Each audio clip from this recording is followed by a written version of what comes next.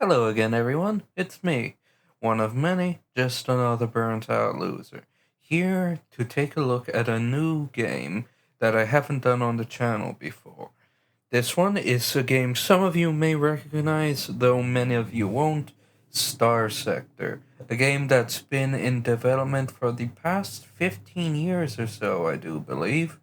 It is currently on version 0.97a, the A presumably standing for alpha, and yes, that does mean the game has now technically been in development for 15 years now and is still in its alpha stage.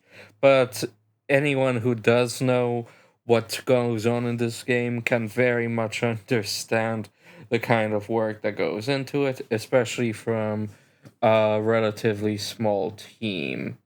The game doesn't update that frequently, as in playable updates, but the developers do give out news on the game's developments once every few months or so, so there's no worries about it stagnating, unlike certain other examples that I can think of.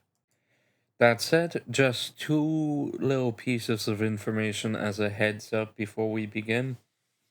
One, this will be my first gameplay video with a new mic, and I will be doing live commentary as a test. So we'll see how that turns out, I suppose. And two, this game may be revisited for other purposes later down the line. What that will entail, I'm not sure yet, but I am hopeful. Let's just leave it at that. That said, enough dallying, let's get into the gameplay now. Alright, just a heads up before we begin. If you see the video stuttering at any point, that's either me checking on my recording software or me adjusting the actual windowed screen of the game itself. Funny thing, if it's in windowed mode and you click off of it, the video pauses but not the audio, but if it's on full screen mode, both pause when you click out of it. It's a bit weird, but it might be intentional, so I won't mention anything more on it. That said, I did say in the intro that this game has not been updated, or let me rephrase that this game has not had a playable update since around this time last year. That is true, and the last news update was on December, just before the year ended. Don't quote me on that, I only remember it was in December. But the developers have their own social media, and they do release more frequent updates there, and of course there are also forums. Boy, I've never gotten used to forums myself. They're a bit, they're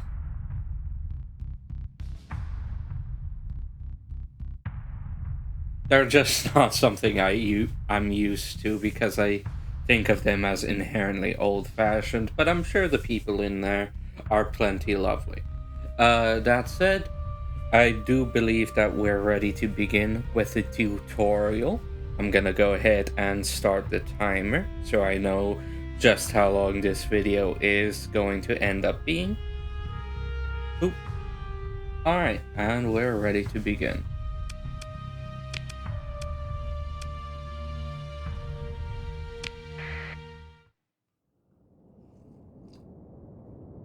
And yes, I am drinking coffee throughout this.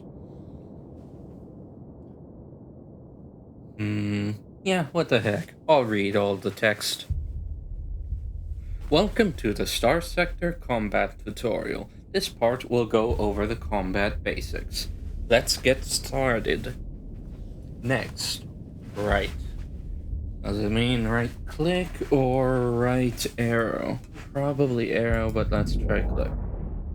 Oh, that did something. Weird. I hit right click and something happened for a second, but I'm not sure what, and then it doesn't happen anymore. Right arrow then. Your flagship for this tutorial is a Hammerhead class destroyer. First things first, let's learn how to get it moving.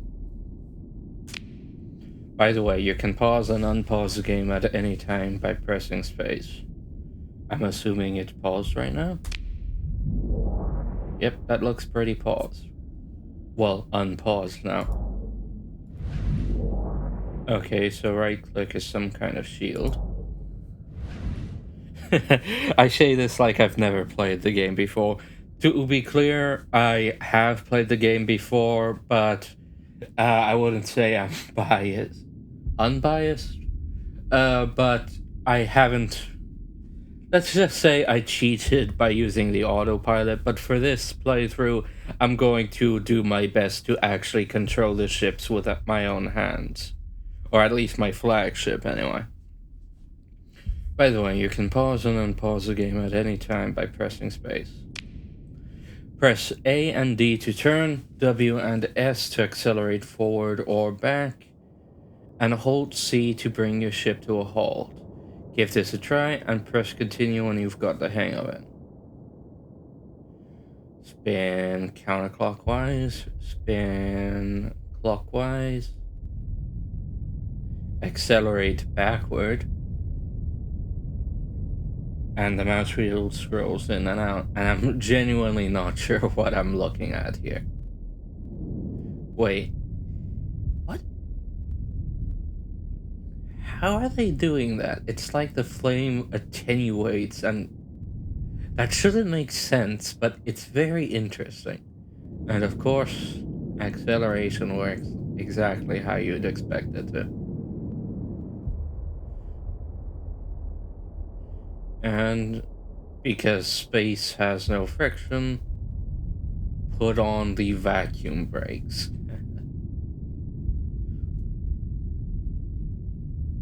Which looks exactly like the backing up animation.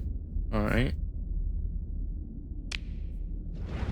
Moving the mouse around pans your move. You can also use the mouse wheel to scroll in and out. That's good.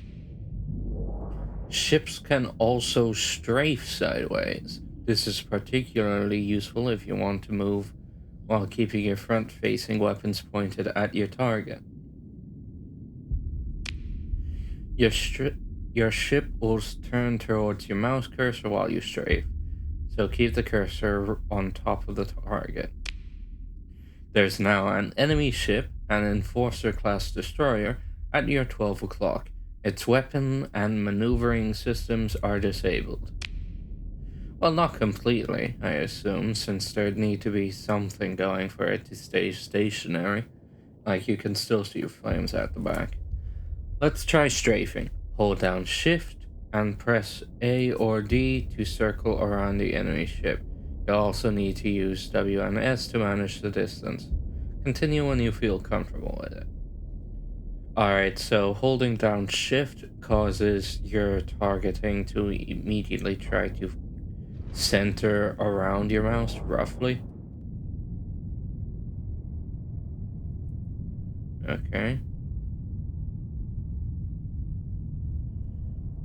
It's a bit awkward, but I guess it is space, so it will naturally be awkward.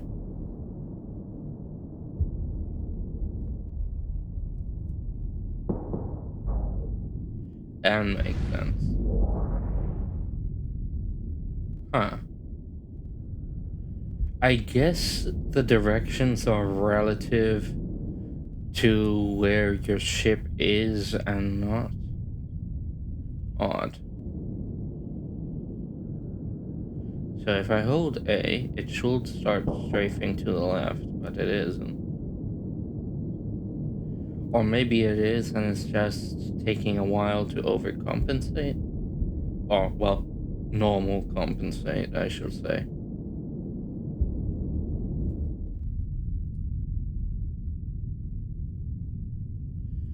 Yeah, it seems I was... Yeah, it just seems like I have sticky fingers. There ain't nothing wrong here. But it is slower than I'd like, but I suppose that only makes sense. Weird. Now, on to weapons. The Hammerhead's weapons are organized in 3 groups. Press 1, 2, and 3 to switch between groups, and left click to fire the selected group.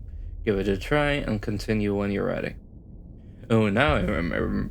Now I remember why I left everything to the autopilot. I am still gonna try to do it manually, at least for a while, but don't be surprised if I use the autopilot later. Still though, let's go through the actual tutorial. First gun. The Sabo SRM. That's a missile weapon if I'm not mistaken. Ooh. Scary. And the PD laser.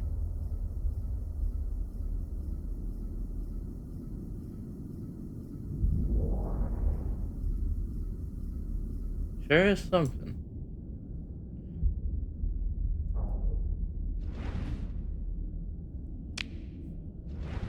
Guided missiles require a target. By default, they'll lock on to the enemy nearest to your cursor when you fire. You can also lock onto a specific enemy to ensure missiles go after it and to see more information about it. Hover over the enemy ship and press R to target it.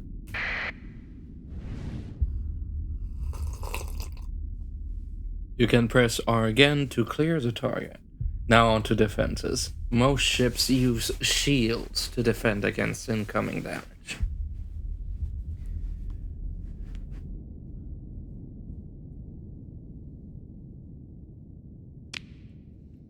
The Hammerhead has front-facing shields, but some ships have omnidirectional shields that can rotate to face threats from any direction. Right-click to turn on your shields.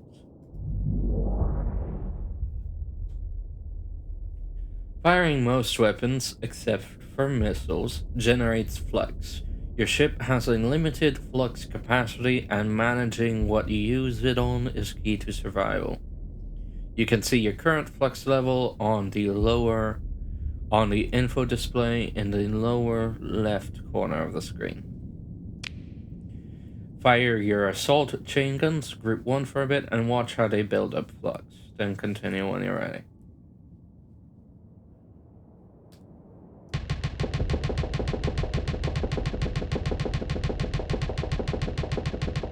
I wonder what flux is that kinetic weapons can start to generate it.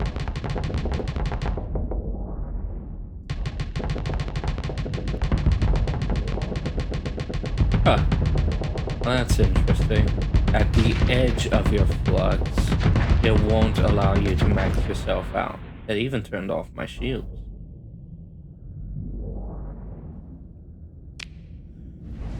The flux from firing these dissipates almost as quickly as it's generated. Different ships and ship loadouts dissipate flux at different rates, and so can support varying amounts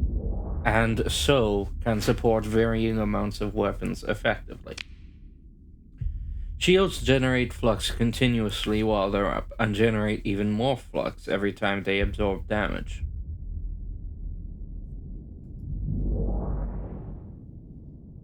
Doesn't seem like it climbs, though, as long as you're not taking damage. So even if you're not taking any damage on the shields, keeping them off will let you put out more firepower. Now, let's see how the shields hold up under fire.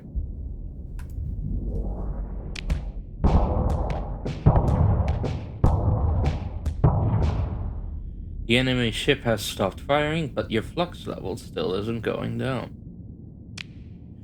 Flux gained when shields absorb damage is called hard flux, and only dissipates when the shields are off, so you can't keep shields up indefinitely while taking damage.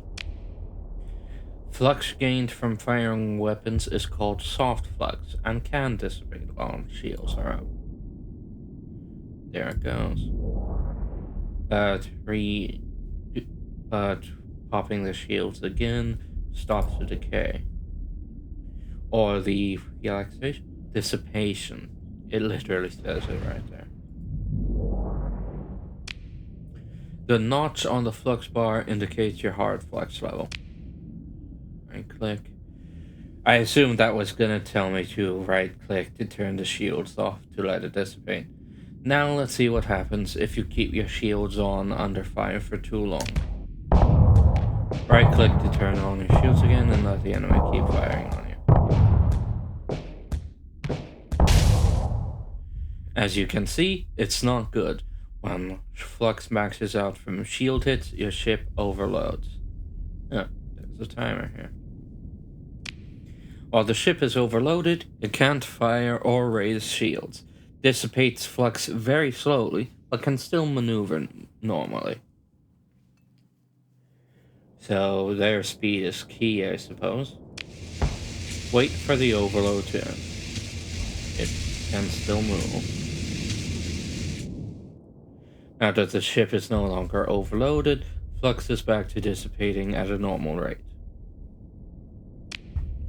You can also vent flux to dissipate it at double the normal rate.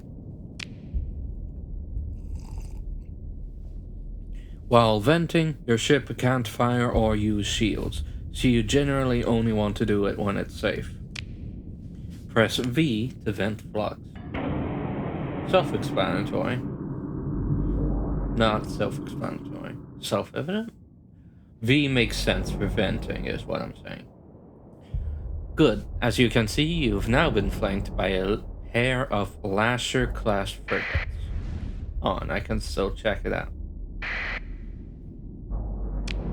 They're going to start launching missiles at you. Fortunately, these missiles aren't very effective versus well-armored ships. Just sit tight and let them get a few volleys off.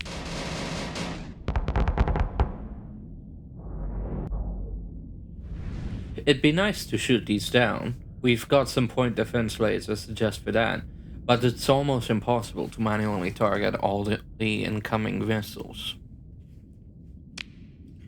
Fortunately, you can set any weapon group on auto-fire, making the weapons identify and attack targets on your own. Well, that seems like something I'm going to leave on permanently. Press Ctrl 3 to enable auto-fire for the point defense lasers in Group 3. Make sure you have a different group selected. Selecting an auto-firing group will result in a mod manual override of its controls. So if I have something set to auto-fire and then select it manually, it will stop auto-firing. Gotcha. Ctrl 3. That almost stopped everything. Note how the lasers switch to attacking the missiles as soon as they're launched. Point defense weapons will prioritize targeting missiles. Regular weapons will not target missiles automatically, which means I could probably shoot it down with other weapons, but I would have to do so manually. Each ship also has a special system, an active ability it can perform. For the Hammerhead, it's an accelerated ammo feeder that greatly increases the rate of fire for ballistic weapons. Some ship systems have limited uses. Some generate flux, some have a cooldown, and some use a combination of those. The accelerated ammo feeder must cool down before it can be used again.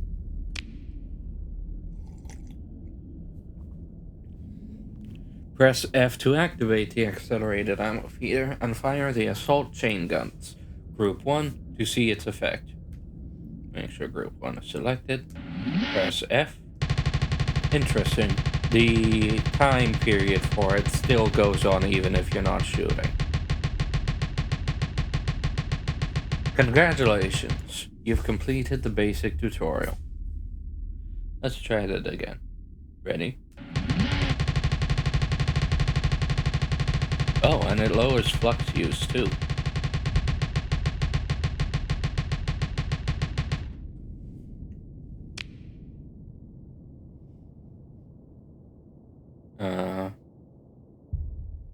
Okay.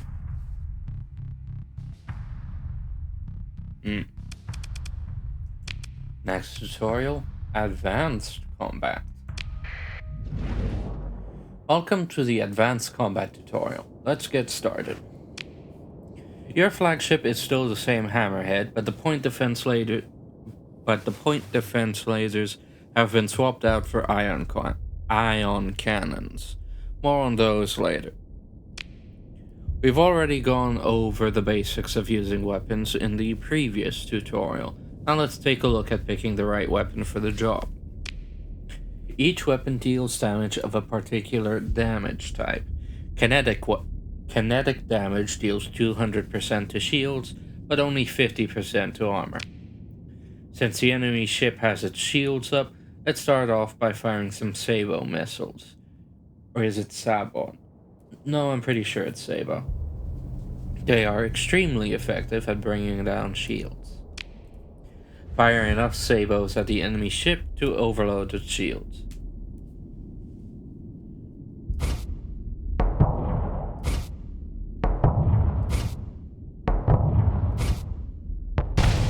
Geez, those things are scary. Great work. With the shields down and an overload in progress, the enemy ship is vulnerable. The next step is to bring down its armor. High explosive damage deals 200% to armor, but only 50% to shields. Switch to your assault chain guns and punch through the armor. To break through faster, focus your fire on one spot.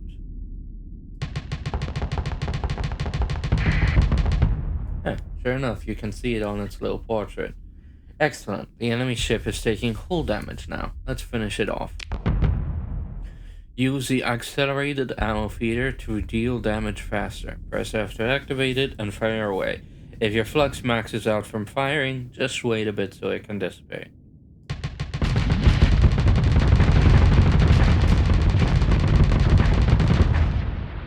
Be careful, when a ship is disabled, the explosion deals damage to all nearby ships, except for fighters. I assume those can dodge. Make sure you're far away enough to avoid damage. About a ship's length should be enough. Good work. There are 2 damage types we haven't looked at yet. Neutralized. Well, that's a fancy word for dead. Interesting that it still has some armor at the back, if I'm reading this schematic right. Fragmentation damage deals only 25% to armor and shields, but usually costs little flux and has a high base DPS value, making it effective versus exposed hull or lightly armored unshielded targets, like missiles and fighters. Ooh.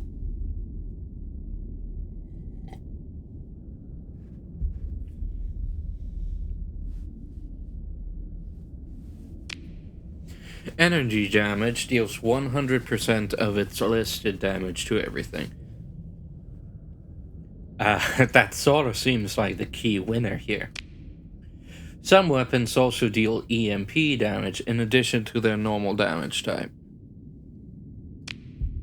EMP damage does not affect shields, armor, or hull, but it can quickly disable enemy weapons and engines. So that's a support weapon. Your ion cannons deal lots of EMP damage and little else. Switch to the ion cannons and disable some of the weapons on the Enforcer. It does still deal a little damage, yeah. Presumably armor damage. Excellent. Now maneuver behind the enemy ship to disable its engines. You'll need to take out more than half to cause a total flameout. Like that? I didn't even have to maneuver. That ship is now a sitting duck. It won't be able to maneuver at all until the engines are back online. Non-EMP weapons can also disable engines and weapons, but EMP weapons bypass armor and get the job done faster. Let's take another look at shields. Turn on your shields and sit tight for a moment. You'll be attacked with beam weapons. There they are. Hey, no hard flux. As you can see, your ship is not building up flux despite the shields being under fire. laser? I guess that's the weapon it must be using. You can't look at what the active weapon group on enemies are. This is because beam weapons generate soft flux while hitting shields.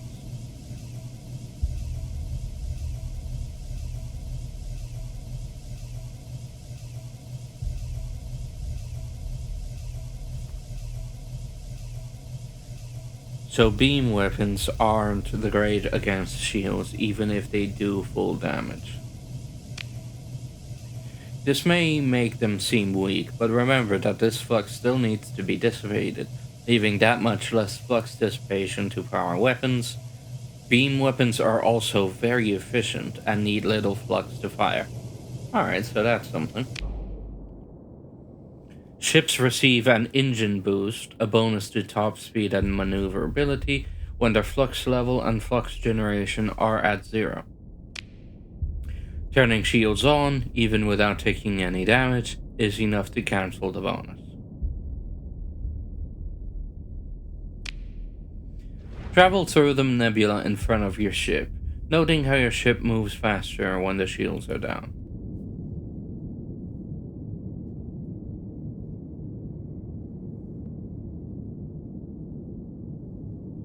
Still painfully slow, but I suppose that's just how it is.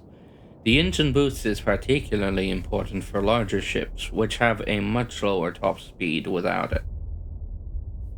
Yeah. What's that down there?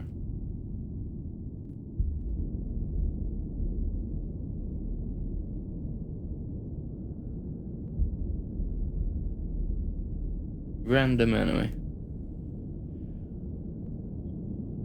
Yeah, it's not part of the tutorial, but it's still.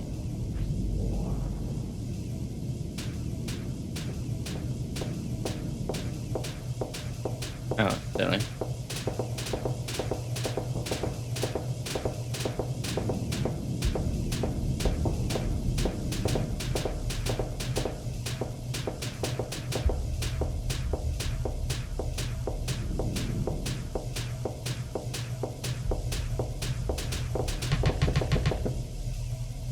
Wow, I am horrible at aiming.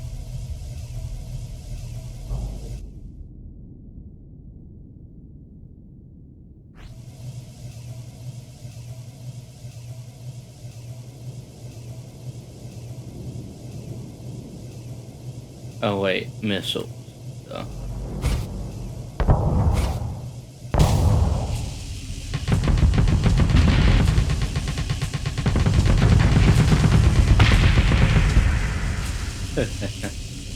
Still though, I wonder what they were doing here. To maintain the engine boost for a ship with auto-firing weapons, you can press X to hold fire. Oh, I could have just used that. I already forgot about it, shoot. I wonder if I can still... Yep, destroyed ships no longer have target information. To maintain the engine boost for a ship with auto-firing weapons, you can press X to hold fire. Carriers will also need to press Z to pull back their fighters. Congratulations, you've completed the Advanced Combat tutorial. It's probably a good idea to complete the Fleet Combat Command tutorial next. Wait, so that ship wasn't even a part of it? Oops.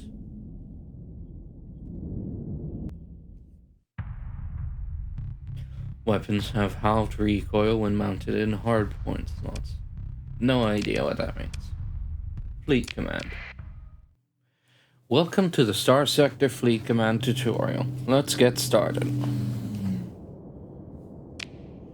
At the start of a battle, you have to decide what ships to deploy. Recovering after a deployment costs supplies, so you usually don't want to just deploy everything.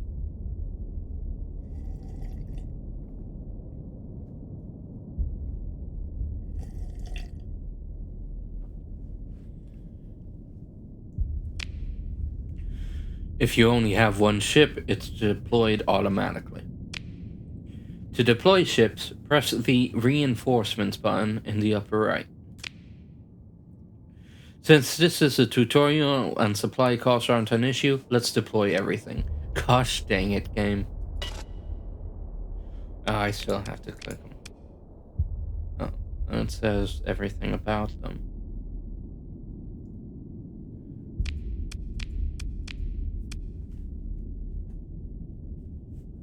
Wait, there is a button.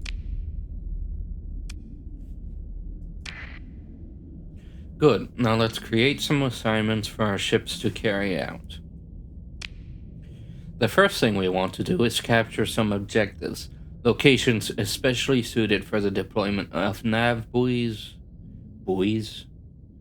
Buoys. I'm sure that's close enough.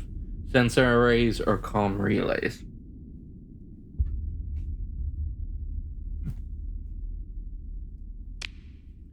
The bonuses these provide are modest, but they add up, especially given that if you don't hold them, the enemy will. Left click on the nav buoy and select Capture from the list of available assignments. You can also use the keyboard shortcut displayed on this button. A nearby frigate is automatically assigned to the task. That's what the arrow on the map indicates. To pan the view around, right-click and drag or move the mouse to the edge of the screen. You can toggle the command UI on and off by pressing tab, but don't do this yet.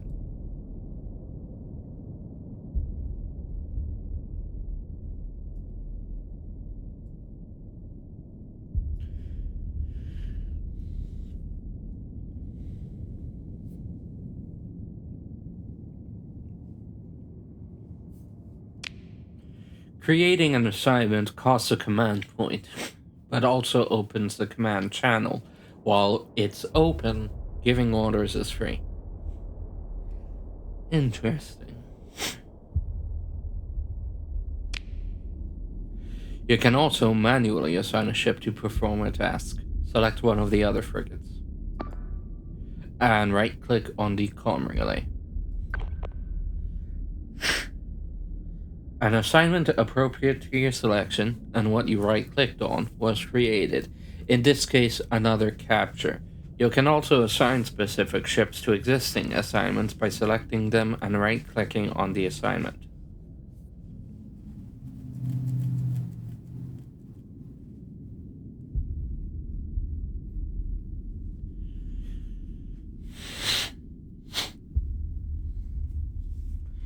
Sorry if you're hearing any huffing, my nose has gone funny for some reason.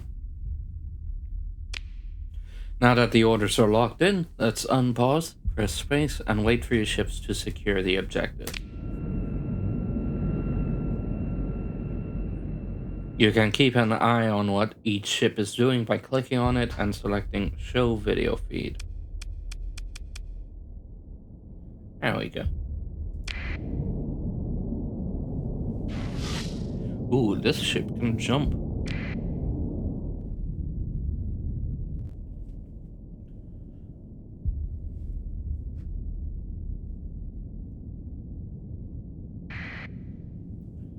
Very neat. Nav buoy beta, plus 5% top speed, 20% base total maximum, plus 20 deployment points up to a maximum of 240 points. Interesting. Comm Relay Alpha, 25% faster command point recovery, plus 40 deployment points. So it seems they each have a base effect, but they all increase your deployment points. Very interesting. Go ahead and try it out. Press the show video feed button. Oops, did it too early, I guess. Weird. You can exit the feed at any time by pressing escape. Interesting. You can also exit the feed by pressing F. Interesting. Pressing and holding Q will show a quick video feed that only lasts for as long as the key is held down.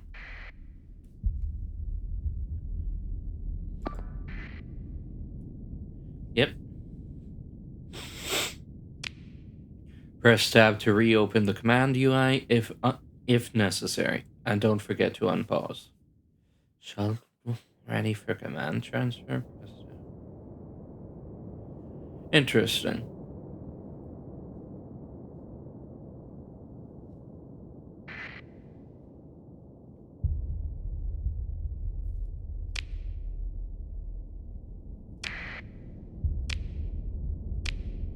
The tutorial will resume once both objectives are captured. Yep, there they go. Enemy ships in sight. Let's give a couple of orders to make the battles go smoothly for our side. The enemy cruiser is tough, but relatively harmless. We lay our ships to focus on the more dangerous enemy first.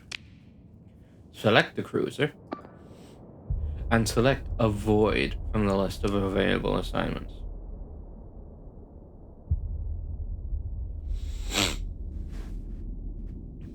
Order your fleet to avoid this enemy if at all possible. No ships will be assigned automatically. Any ships explicitly assigned will engage the enemy. Good, now let's order our ships to focus on the enemy destroy. It's the only target left, so they'll naturally do that anyway, but giving an eliminate order will also make them more aggressive. Select the destroyer, and select eliminate from the list of possible available assignments. Order your fleet to launch a dedicated attack on this ship. Ships given this assignment will try to attack the targeted ship, regardless of the tactical situation, exposing themselves to greater risk. Good. Some of the ships in your fleet will now engage the enemy destroyer, and the rest will try to hold the objectives, with all avoiding the enemy cruiser. You might have noticed that you're not directly controlling the ship at the moment. This can happen if you don't deploy your flagship or if your flagship is destroyed. Let's transfer command to the hammerhead so you can pilot it yourself and play out the rest of the battle. Select the hammerhead and press the transfer command button, then wait for the shuttle pod to take you to the new flagship. Transfer yourself and your staff to another ship. You'll be able to take control of it once the command shuttle reaches its destination. Huh. So that's my little guy. Congratulations, you've completed the fleet command tutorial. Feel free to experiment with other assignments to explore the tactical options they offer and see if you can win this battle. You can also press escape to leave the tutorial. Alright, where am I?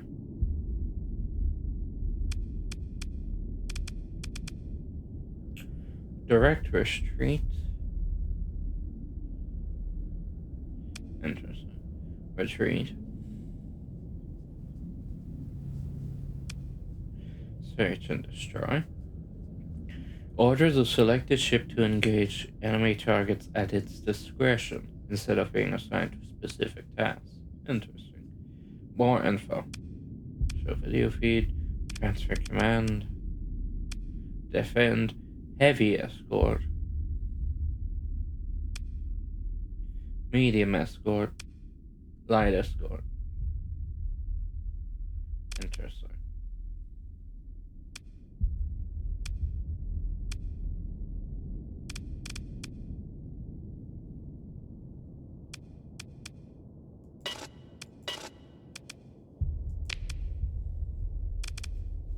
Sure enough.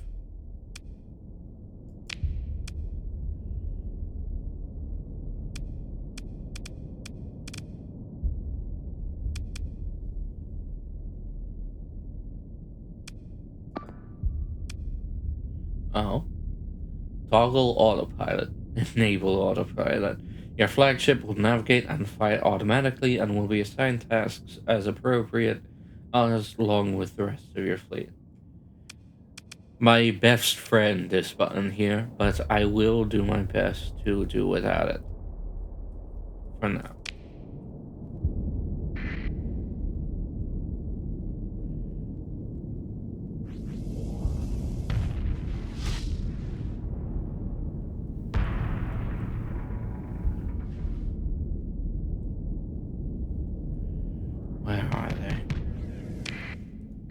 that the enemy? Yeah, that's the enemy.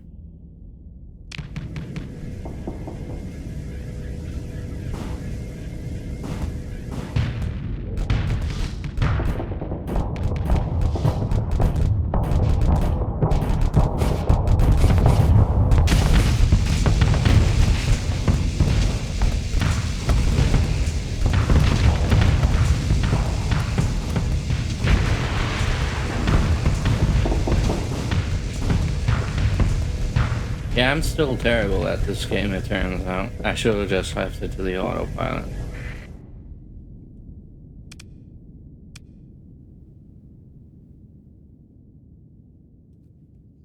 Ah. Oh, too late for that now. Maybe they'll beat it, maybe they won't, but I think you've all seen enough of this travesty.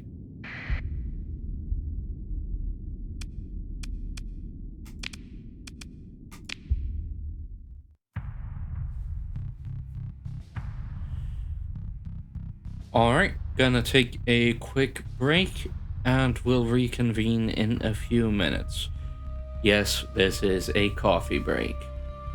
Just about 45 minutes in, so this will be a longer video, or at least I hope so. How it actually turns out, well, we'll have to see. Starting that break now.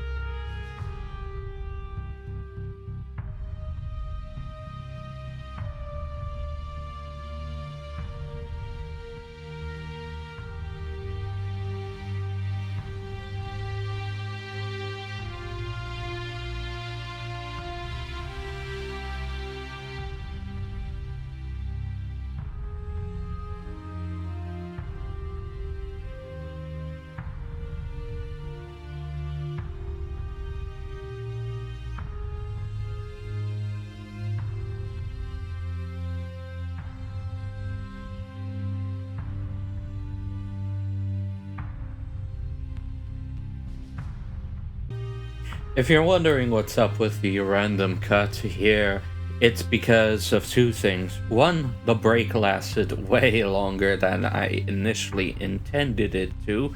Real life got in the way a little bit. And two, I decided to take a look at missions and read through all of them. And honestly, there's some really interesting stuff here reading through these mission descriptions. Unfortunately, playing through the mission does not actually earn you any more story. So all the lore you can get is from the mission description. And it is interesting. You do learn more about the game's world. Though I do wish for the order of battle thing they made it more personal, here. Like here. Just an honest trader trying to make a living, officer. Your side. No good two-timing high-rad Moon Salazar in a rust bucket mule. Enemy side. But for the rest, it's just ISS Van Ring and the Salvage Fleet versus Pacanta Pirate Coalition forces, and Tritachyon Recon Detachment and Supply Craft versus the HSS Bismarck. It is definitely interesting stuff, and I guess you could use these missions to polish actual skills, but after the travesty that y'all saw of me actually trying to take over a ship for the first time, that is not for me. Maybe someday, and I think I will read these through sometime. If you'd like to see that, let me know, but otherwise we're just gonna skip this for now. That said, we'll go ahead and start a new game. And a new game will involve a new tutorial, which I am going to play through. Let's see, face. Which face to go with?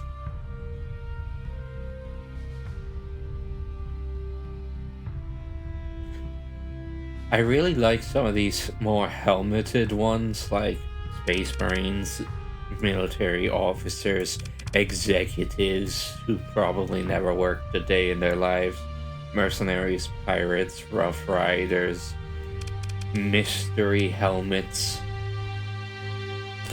But over all of them, you know which one's my favorite?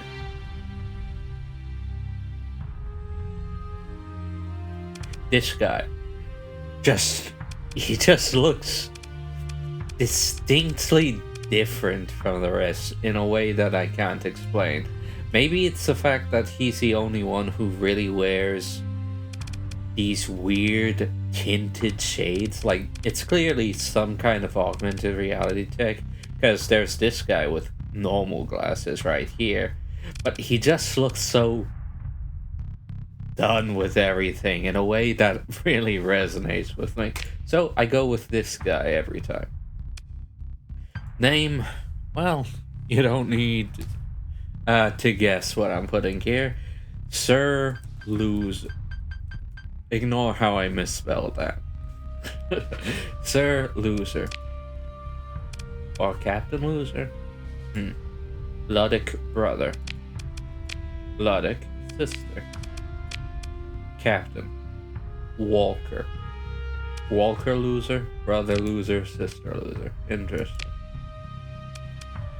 Sector age, young.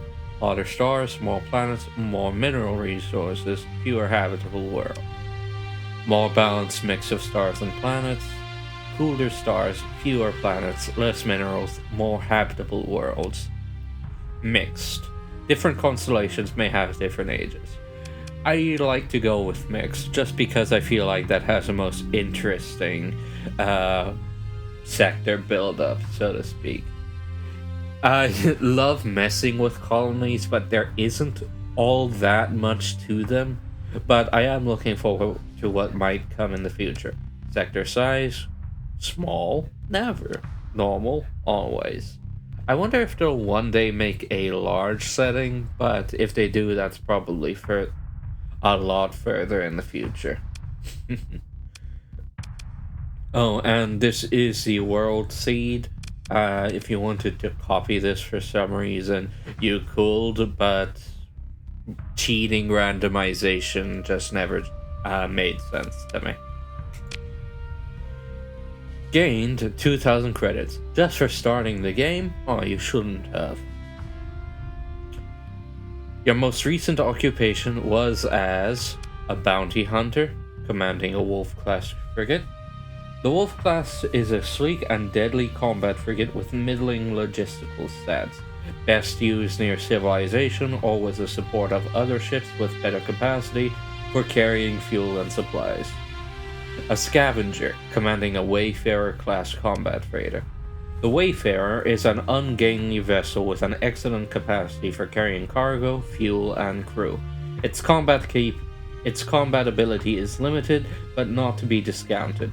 Designed to operate on the fringes of civilization, this freighter is quite capable of defending itself. An explorer, leading a salvage expedition from aboard an Apogee-class cruiser.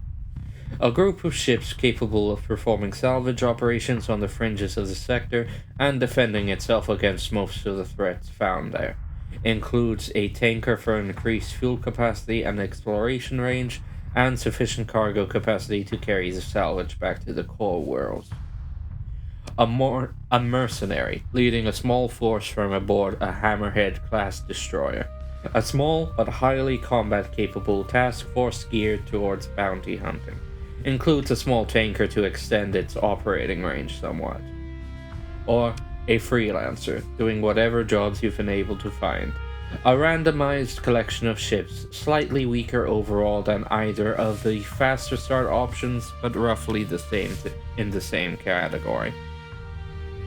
Now, for me, personally, I always like to start with the Apogee-class cruiser, but I am going to pretend that most people will pick one of the first two options for reasons both rational or not. So I'm instead going to go with the scavenger start. A scavenger, commanding a Wayfarer-class combat freighter, acquired just that. In addition, your fleet includes a Kite-class shuttle under the command of an experienced subordinate. The Kite-class is a light and nimble ship with limited armament. Not capable of doing much damage itself, it is, however, capable of being a persistent distraction, especially in the hands of an officer with the right set of defensive skills. Or a Shepherd-class drone tender with a cargo of heavy machinery. The Shepherd is not a combat ship, being both slow and fragile, though its drones are capable of providing decent support to another ship. Its true value, however, lies in a generous cargo hold and numerous salvaging and survey-oriented hull features. Its cargo of heavy machinery is also useful in running salvage and surveying operations. I'm gonna go with that. Select the campaign difficulty level. Easy is recommended for a first-time player. Easy it is. Your ships take 25% less damage. Sensor range increased by 500 units. Salvage increased by 50%. Normal, default settings balanced for a challenging experience. Easy it is. And of course, start with a tutorial. Start with a tutorial mission that introduces a high-level campaign mechanics and active abilities, or you can skip it. But need to start at least one game with the tutorial in order to be able to skip it. Now, to be clear, I have played through the tutorial again, so I'm not sure why this option is blacked out. It could be that this is my first time really playing on this new computer, which only makes sense since any files on the old one wouldn't carry over, so we'll go ahead and start with the tutorial.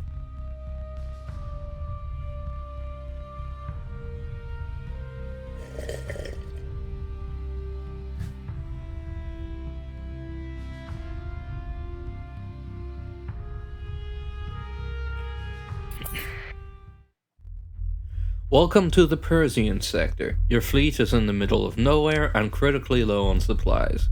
If you don't acquire more supplies, your fleet will suffer through a slow but ultimately fatal decline. You know, that said, I wonder where you start if you don't start the tutorial. I always play with it because it gives you a decent start even without everything. But still, you decide to continue. Fortunately, there's a debris field nearby. Move up into it and activate your scavenge ability to search it for useful cargo. Scavenging requires heavy machinery, but there is some in your cargo holds. Gained ability, scavenge. Make sure to take all of the supplies and any other valuable cargo, but feel free to leave the cheap and bulky metals behind. To get your fleet moving, click on empty space in the direction you want to move. Hey, guess what I'm not leaving behind? You decide to finish. Move up into the debris field. Press 6 to start scavenging. Your fleet assumes a stable orbit relative to the debris field. The field appears stable and will not drift apart anytime soon. Long-range scanners indicate it's likely something of value could be found inside. There are indications that what salvage is to be had may not be easy to get to, and there's significant risk involved in running a salvage operation. You decide to assess. Crew and machinery required versus available. So the reason why it's significant is because I do not have enough crew to properly do it, but I do have the heavy machinery. Scavenging effectiveness, 44%. Base effectiveness, 25%. Heavy machinery available, 75%. No inherent scavenging skill, 10% fleet-wide salvaging capability. A quarter knocked off roughly because I don't have quite the number of crew needed, and another half knocked off because the debris field is not as dense as it used to be. The density of the debris field affects both the amount of resources and the number of rare items found. No choice. Begin the salvaging operation. 44 supplies. Assorted supplies required by ships and crew, ranging from rations and uniforms to munitions, spare parts, microfab feedstock, and prefab components. You know, I'm actually surprised that went well. Normally, when you're dealing with such low odds, you'll encounter an accident, usually resulting in the loss of either some crew or some heavy machinery. Typically both. Standard starship fuel on which interstellar civilization relies, composed of antimatter trapped in fullerene shells mixed in a semi-stable foam with heavy isotopes of hydrogen. Fairly safe. I don't know. Heavy machinery. Various standardized modules for manipulating matter on an industrial scale. They accept manual output, most common design template formats, or can be slaved to network control. Metals. Refined forms of both ferrous and common non-ferrous metals used in most construction and goods production. Ingots follow traditional domain standards. Crew. Skilled personnel experienced in the maintenance and day-to-day operation of spaceships and smaller ground-based installations. Dang, all hiccups fizzing out of nowhere. Anyway, taking everything because I do have the space for it. Press F5 to quick save and advance the tutorial. It used to be that you could keep scavenging a debris field, but they stopped that. Oh, I have to use the function key. Game save. A pirate fleet is approaching. First you'll spot it as a sensor contact, then as an unidentified fleet, and then, when it gets very close, you'll see its true colors.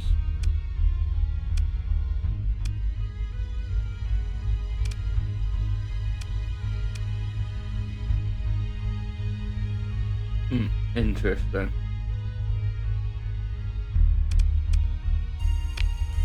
Don't worry, the pirate ship is a shoddy rust bucket, and if you do lose, you can press F9 to quick load. Even so, combat can be expensive, especially if there's no bounty on the enemy you fight. Deploying ships into battle reduces their combat readiness, and recovering combat readiness consumes supplies. Battle damage can cost even more supplies to repair.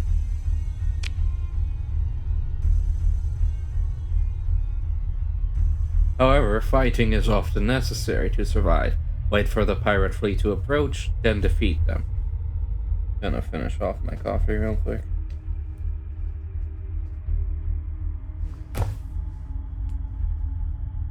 Alright, let's finish them off. Oops.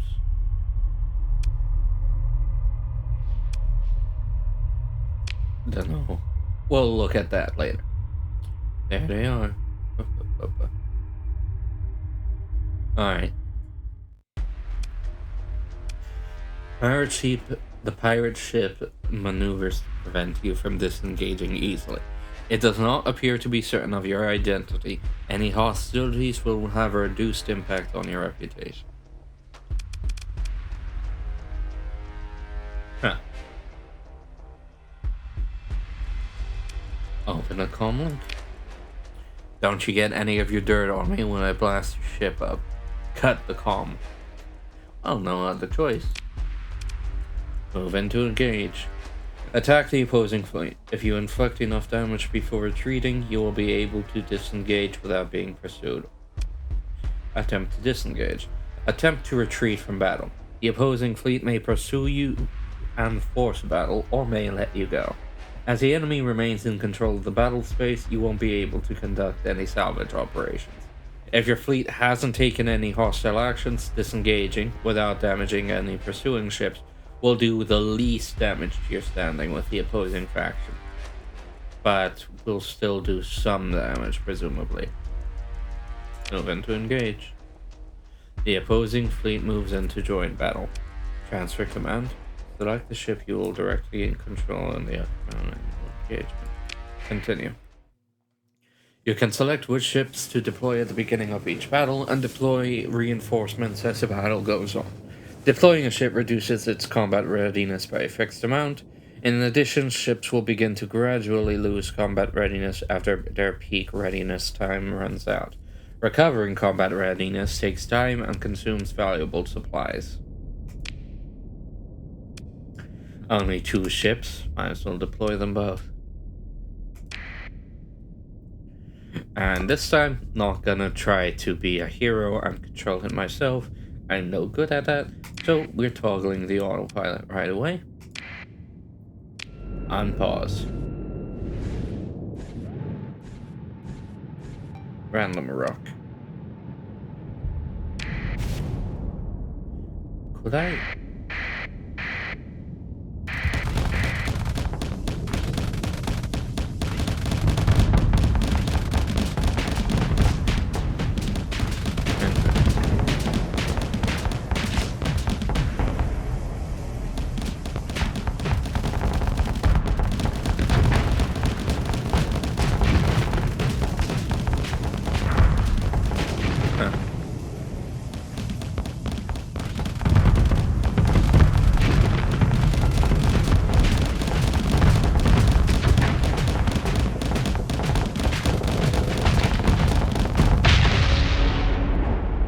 There they go.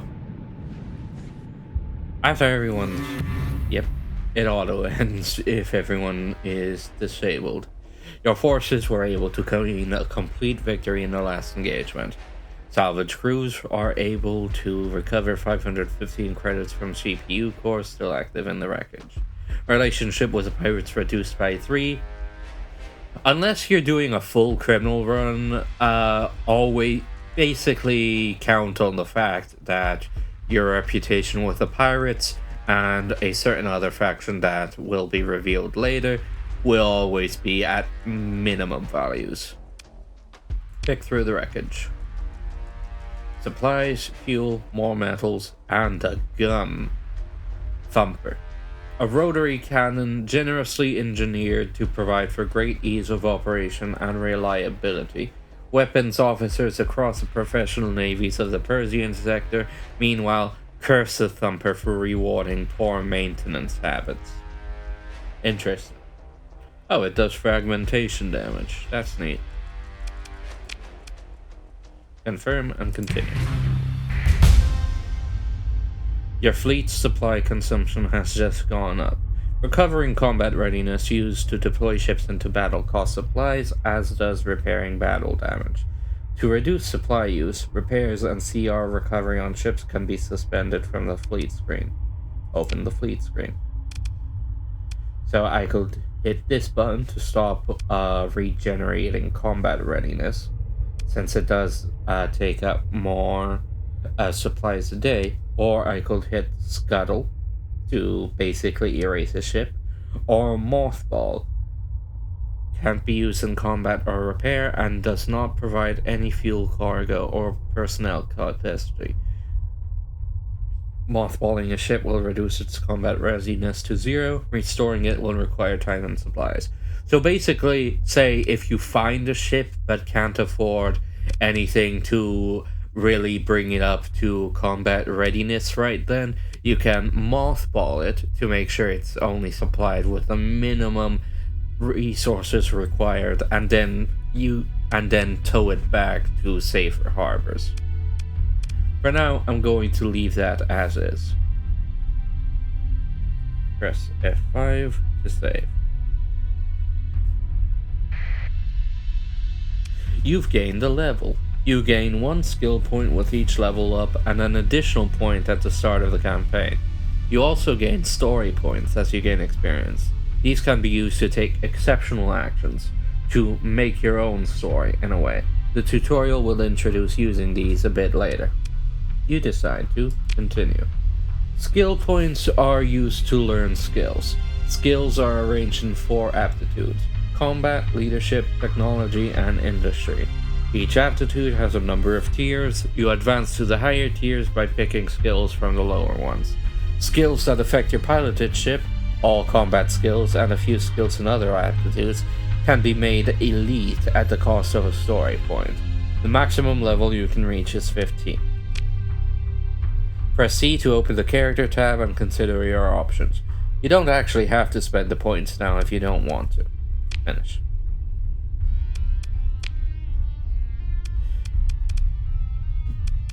Let's see here.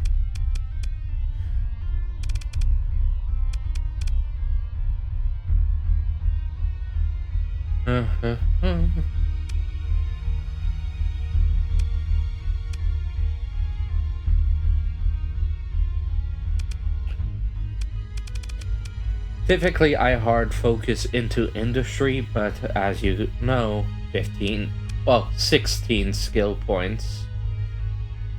To be clear, maximum level by default is 15.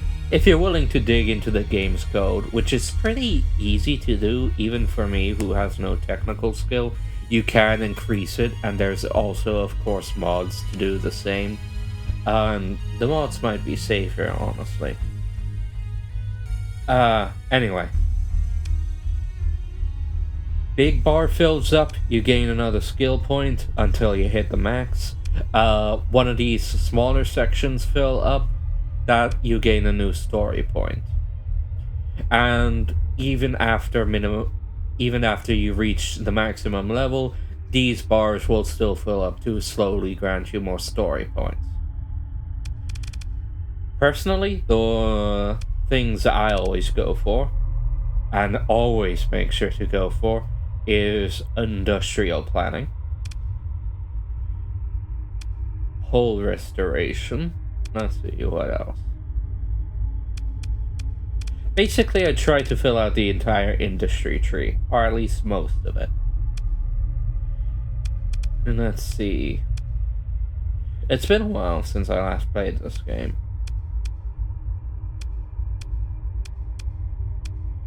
There is a lot here.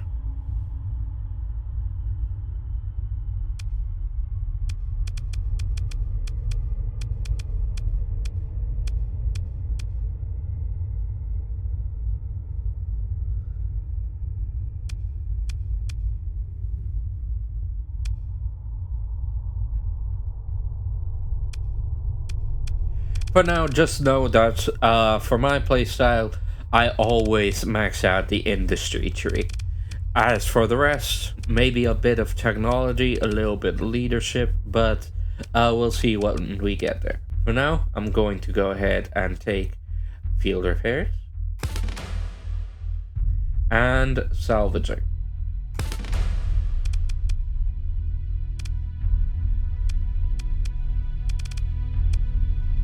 Yeah.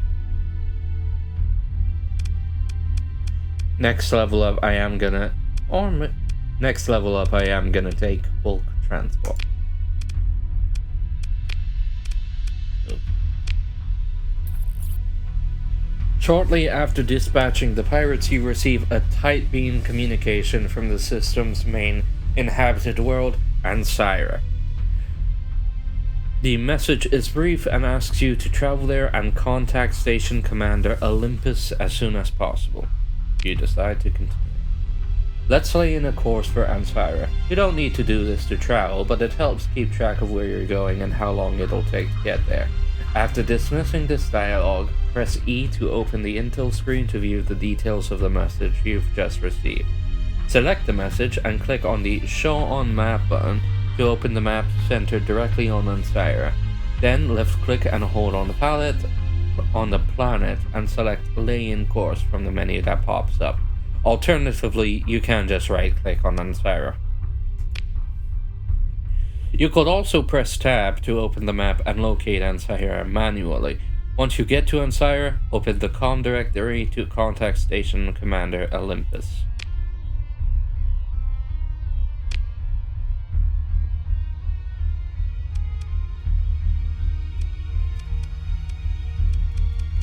Interesting. You receive a tight beam. Stabilize the jump point. I see. Show on map. There it is. Oops. A dry and old world with a sluggish magnetic field partially stripped of volatiles by solar wind. There is evidence that Ancyra was once covered by shallow, warm seas, bleached dunes of salt, odd towers and ridges of uniquely crystallized silica, and a few briny aquifers tapped and exploited by human settlers. Ancyra is a size 5 colony under hegemony control. Oops, forgot what I was doing. Hold, lay in course. And yes, right clicking does automatically lay in the course as well. Oh, there I go. Ancyra is pretty far away, and it'll take a while to get there at this rate. The Sustained Burn ability is useful for long-distance travel. Activating it will briefly stop the fleet and reduce its acceleration to a minimum, but the maximum burn level will be much higher. A sustained burn can be interrupted by other fleets activating an interdiction pulse. Gained ability, Sustained Burn. Gained ability, Interdiction Pulse. Activate Sustained Burn to get to Ancyra more quickly. You can also press and hold Shift to speed up time. Switch the drives of all ships in the fleet to a mode suited for long-distance travel. The fleet has to stop briefly to make the switch over. Increases the maximum burn level by 100% at the expense of lower acceleration, especially in the direction of the fleet's movement. Also increases the range at which the fleet can be detected by 100%. The burn level increase does not apply to flat burn bonuses such as those from nav buoys or tugs. You're coming up on an asteroid belt. If you go through at full speed, there's a chance your fleet may be knocked off course, and some of your ships might even suffer damage from asteroid impacts. A slow-moving fleet avoids this danger. Press and hold S to move slowly until you're through the asteroid belt. The danger is low, however, especially since the belt is thin, and you're only going across it, so you could also get away with just going full speed. First, hold 5 for that sustained burn, and then S.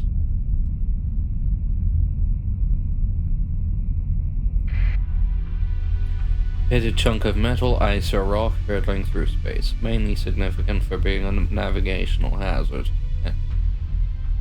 I don't think you actually have to run into these. I think just going through here at full speed has a random chance for it to happen, but still. Refuel looking for anything of value. Interdiction pulse. Slows the fleet and uses its active sensor network to charge and release a powerful energy pulse that can disrupt the dry fields of nearby fleets. The disruption interrupts any movement-related abilities, such as sustained burn, and prevents their use for some time afterwards. Also interrupts charging interdiction pulses. The disruption lasts for 6 seconds, modified by 1 second for every 200 points of difference in the fleet's sensor strength. Base range of 500 units, increased by half your fleet's sensor strength for a total of 672 units. While the pulse is charging, the range at which the fleet can be detected will gradually increase by up to 100%. A successful interdict is considered a hostile act, though not on the same level as open warfare. A small spoiler, at least on my part, I have never successfully used this ability. While there have been times when I successfully managed to stun an enemy fleet by using this, it also slows your own fleet, and I typically have a very hard time actually catching up to the enemy fleet that I've stunned before they recover. And shift to speed up time. Hang on. I believe settings. There should be a setting here. Campaign speed up time is a toggle. Basically, you have to hold shift normally to speed up time. This makes it so that a press of the shift button forces time to speed up until you press it again, which I prefer.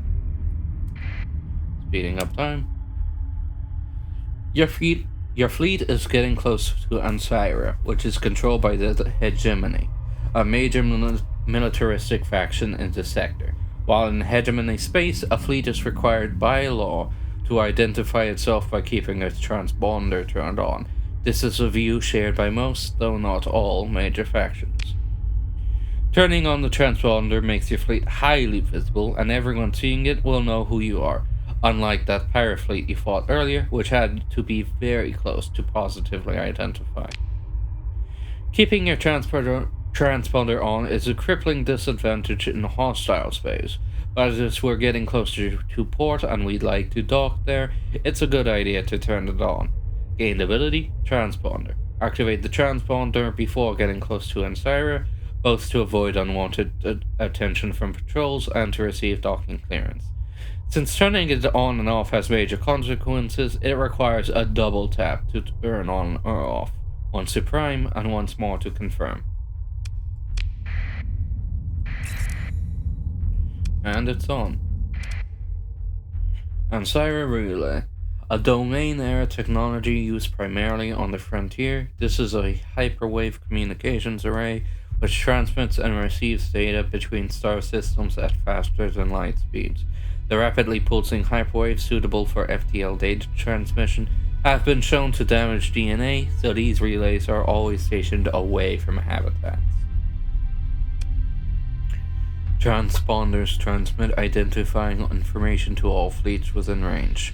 When the transponder is on, your fleet can be detected at longer range, and full information on its composition is available at maximum range. Transponder status also affects reputation changes from combat and trade. With it turned off, you might be able to trade with otherwise inhospitable factions. In most places, running with a transponder off will attract the attention of nearby patrols, although several factions and certain free ports allow it. Having the transponder off does not grant perfect anonymity. Press F1 for more info. That doesn't seem to do anything.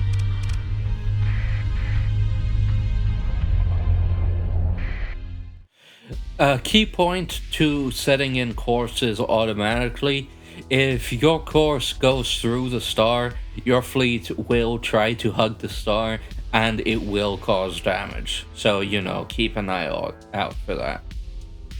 Your fleet approaches Ansira.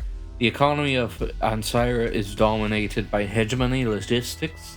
The light industry complex grew up on military contracts and now possesses the scale and legitimacy to make respectable inroads into the civilian commerce web of core hegemony space. Your fleet transmits identification codes via the transponder, and you are soon granted docking clearance. I always like to visit the bar before doing anything else, because special events happen in the tavern, no matter the era. You take a shuttle down to the main concourse and quickly find a lively looking establishment. You enter the crowded, well lit space and take in the rows of taps adorning the wall, and there are bottles from every one of the core worlds, and a few from elsewhere. Merchant captains mingle with off duty officers at the bar, served efficiently by the uniformed staff. In one corner, a pack of Navy cadets shout and sing, desperately enjoying their last work shift of freedom. Leave the bar, open the comm directory, hit the button with the exclamation mark. I could also hire an officer, but, well, let's just say I prefer fighting my officers a different way. Wethan Olympus, Station Commander. Leave the bar and take a shuttle back to your fleet. You connect to the local comm directory and browse the public and otherwise known listings. You transmit the comms ID and wait for the system to establish a connection. Your connection request is accepted surprisingly quickly, given that a citizen has many responsibilities. Ah, you've gotten. Yeah, his rank is citizen. A station commander, and his rank is citizen. That should tell you the faction you're dealing with. Your connection request is accepted surprisingly quickly, given that a citizen has many responsibilities. Ah, you've come. Excellent. As you're well aware recently, well, I suppose we can skip that part. I could use a refresher on recent events. Yeah, we all know the situation is less than ideal. Now where do I fit it? I'm gonna use a refresher because I'm not really sure why you'd skip that part. Well, I guess in universe you would know, because presumably you've been hanging around the system. Though I'm not sure why you start in such extreme outskirts. Ah well, doesn't matter. A team from the Galatea Academy has been running experiments on the dormant gate in this system, trying to connect it back to the domain's gate network. Promising experiments, or so they thought. Until an energy pulse we expected will get a response from the gate, destabilize the jump points leading into the system, cutting us off from the rest of the sector. It's rather like how the sector is cut off from the domain, writ small. The stars have a sense of irony, do they not? The miners of Darinkuyu Station, which is also located in this system as it was operating near a subsistence level, were hit the hardest. They turned to piracy, intercepting one of the last food shipments to come in. Out of desperation, no doubt, but there were deaths and they've put themselves well outside the law. Their leaders know that if the jump points are stabilized and the system is once again part of the sector, they can look forward to a life sentence at a penal colony at absolute best. Alright, now where do I fit in? The miners turned pirate are guarding the jump points, preventing us from gathering recent readings and coming up with a way to stabilize them. We do have a security detachment that could handle their forces, but they're tied up defending Ansira. The pirates are too much for you to take on, but fortunately you don't have to. We've got an agent on Darinkuyu Station who is able to gain access to recent sensor readings from the ships guarding the jump points, but they have not been able to get a long-range comm array to send the data to us. That's where you come in. Head to Darinkuyu and retrieve the data from our agent, then return here. Why me? Why not? I'm not exactly spoiled for choice, and you've shown some ability to handle difficulties. It's not going to be a milk run, that's for sure.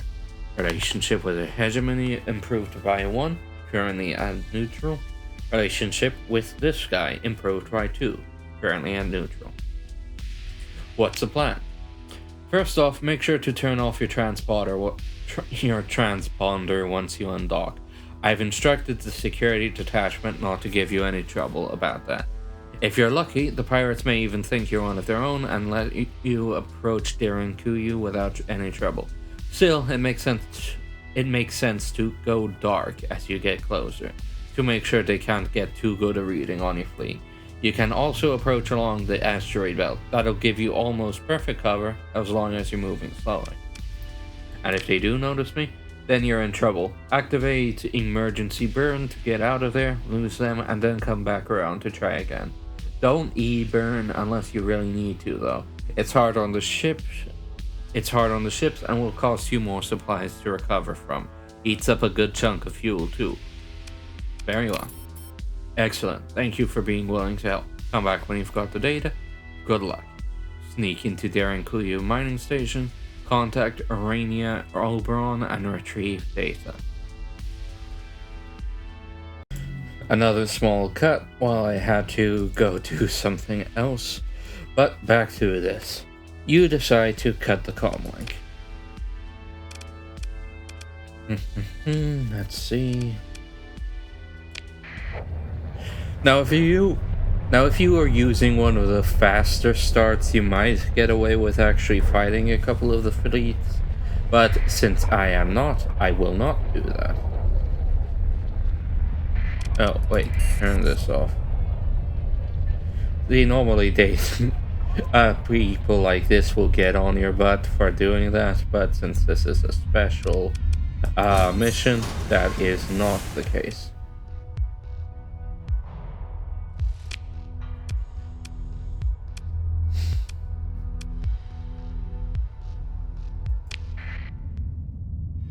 I won't scavenge this right now, but I will later. How much later? Well, you'll see for yourself. Tab. This is a place I need to get to. This is where I am.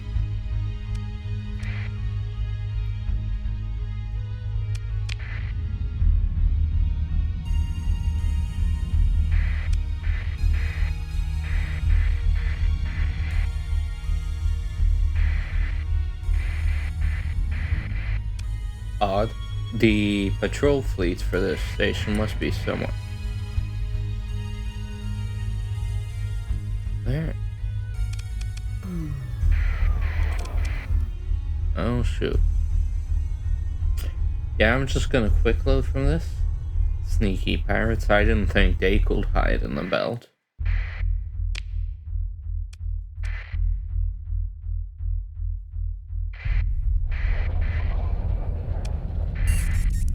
Turn off the transponder.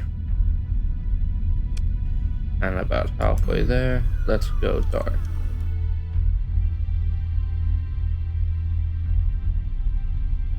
Let's see, where are they?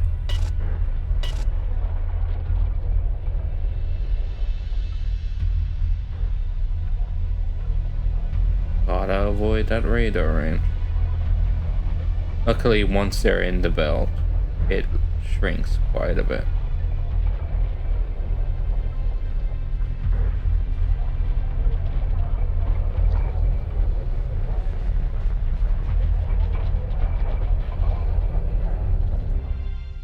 Alright, here we go. Grab that intel. You contact the agent using a special comms ID and exchange passphrases to verify each other's identities. The agent then transmits a data file with recent raw sensor readings and the unstable jump points. Deliver this data to the station master.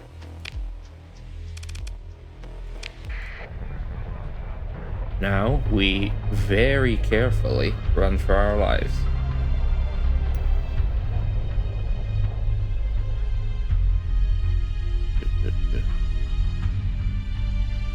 Let me just show you. The emergency burn increases, basically lets you go fast for a while, but it, unlike normal travel inside a star system, does actually cost fuel to activate. Normally you only start using fuel in hyperspace, and it dings the combat readiness of all your ships.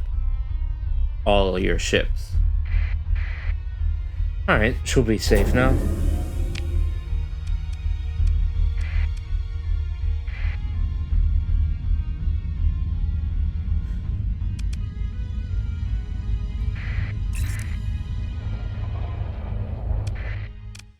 Open the COM directory. Pop that in. You have the data. Well done. There's a brief wait as you transmit the data file. Now, while the system is running a preliminary analysis of the data, I believe you're due a reward.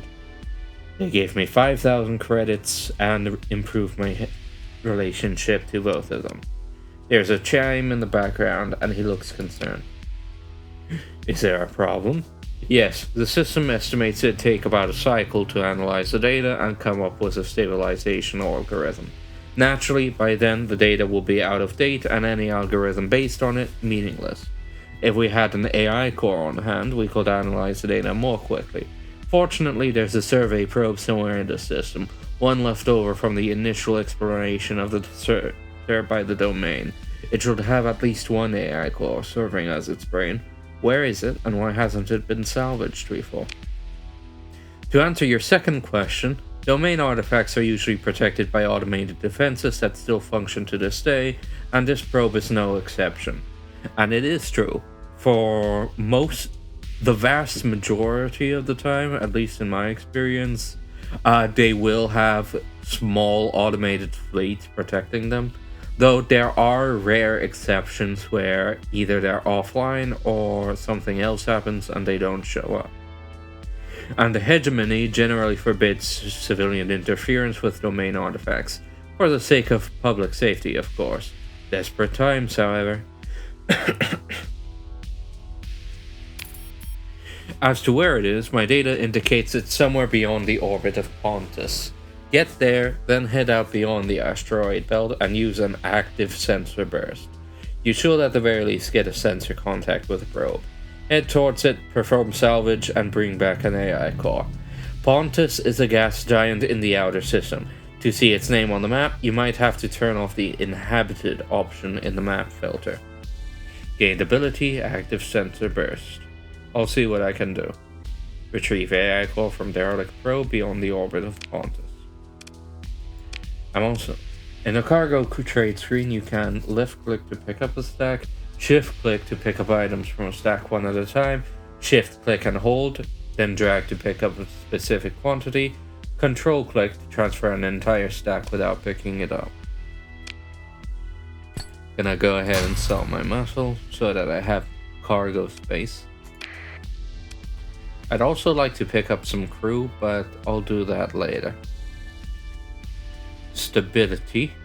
The colony's stability is a measure of the strength. I see. -5 for the food shortage. Oh.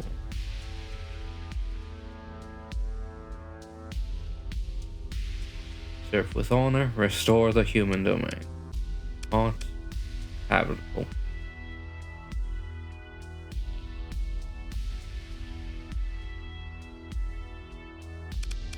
I could sell on the black market, but I'm not going to.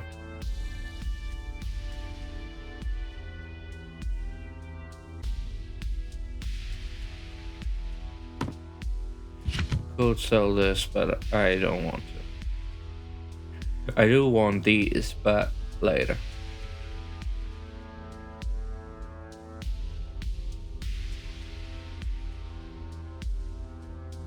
Interesting.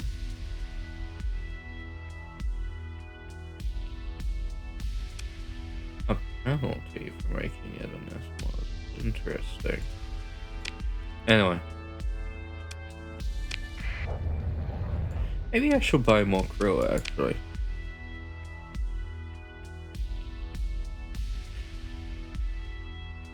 Up to the limit. Now, what was it?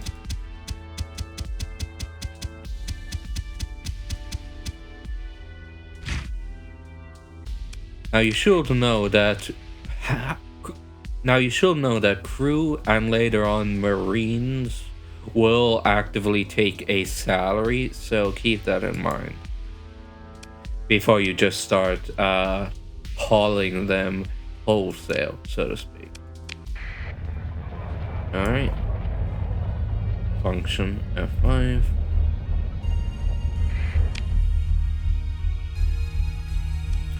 That's Pontus. somewhere over here. And see what I'm saying? If you're in this yellow zone, you're getting hurt. And automated courses will gladly take you within the star's range. Turn off engines to reduce interference and link all sensors in the fleet into a single network. Increases sensor range by 3,000 units and increases range at which the fleet can be detected by 5,000 units. The fleet is only able to move slowly while the ability is active.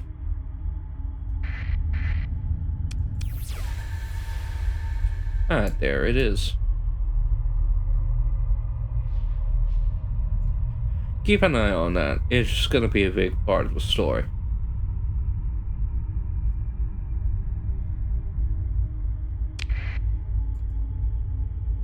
And cancel the original course. There it is. Your fleet approaches a domain error probe left from the initial domain exploration of the sector. Pitted by small impacts, the probe's hull displays iridescence typical of fearsome radiation scarring. Though this probe's manufacture could well date to 1,000 cycles ago, some systems are still nominally active. Still not sure if nominally means barely or normally. You decide to explore, of course. As your fleet moves in closer, several energy signatures are detected coming inside the probe's hold. Two little drones. You decide to engage the automated defenses. Continue. Deploy all ships. And autopilot, because I cannot be trusted.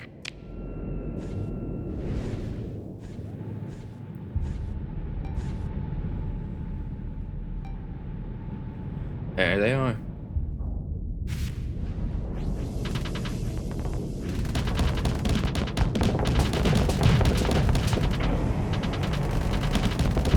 These old ships tend not to have shields, so they usually go down easily. Don't let that make you think though that they'll always be a pushover, however.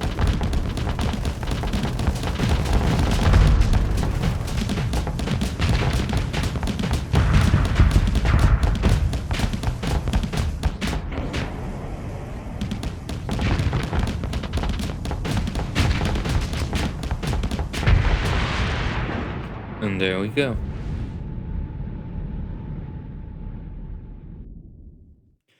Your forces were able to gain a complete victory in the last engagement. Needless to say, don't expect to always be able to destroy all enemies. Sometimes people will run. But you're not gonna see them running against you're not typically gonna see running from automated fleets and the like. Light machine gun, a category of venerable, low-cost, readily available rapid-fire weapon which has been used effectively versus missiles and fighters at short range throughout the history of space combat. Nearly useless versus properly armored targets. Mining laser. Cheap utility laser hardwired for missile and fighter defense. Long-ranged but hampered by its low power output. Vulcan cannon. A rapid-fire weapon that is especially devastating to missiles and fighters at near point-blank range. Accuracy degrades sharply during prolonged bursts of fire. Take all. Continue. As your fleet finishes mopping up the automated defenses, a weak hyperwave ping is detected coming from the probe. It's unclear if this is a random noise from a dying subsystem or some kind of encrypted signal. Your fleet finishes its approach to the domain error probe without further incident. You receive a preliminary assessment of a potential salvage operation from the exploration crews. Let's see. Plus 50% salvaging skill. Yes, I knew that would be worth it. That was from the skill I picked up. Now, to be clear, those effectiveness only applies to actual supplies. So these supplies are boosted by that effectiveness chance, and I might have received a few other supplies as well. But rare items like AI cores, they're either going to show up or they're not. Warning, you're taking more salvage than your fleet has a capacity to carry. This will result in greatly increased daily supply consumption and a reduced travel speed. It's recommended that you either take less salvage or head to a nearby station to sell off the excess. I do acknowledge this, and I'm taking it anyway. Not only that, I'm also going to salvage what's left. Begin effectiveness? No. See, there's a mistake. Lost 3 heavy machinery. You know, I'm not actually sure. Maybe it is just random risk off of this.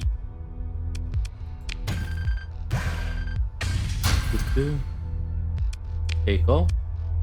And all means all.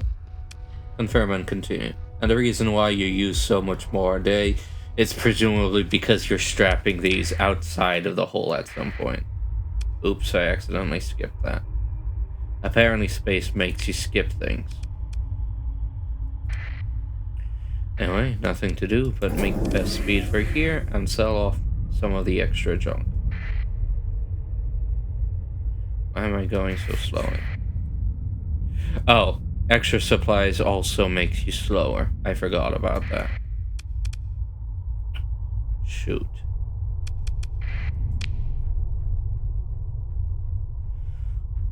Well, nothing for it. Well...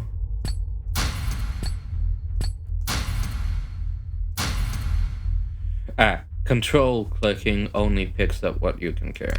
I'll have to come back for this later. And I will come back for it later.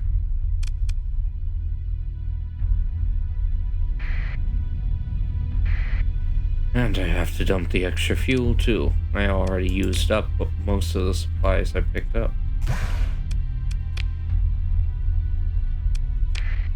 I'll come back for these later, rest assured.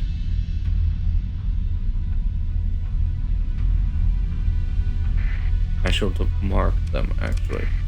No. Can I mark them? I'll just remember it.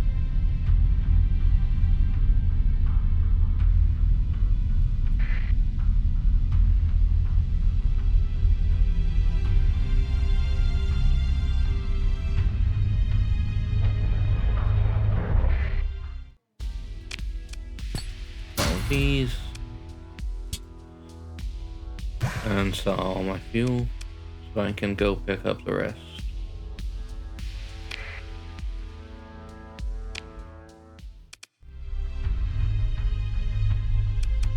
Yep, keep that in mind. But now to go back.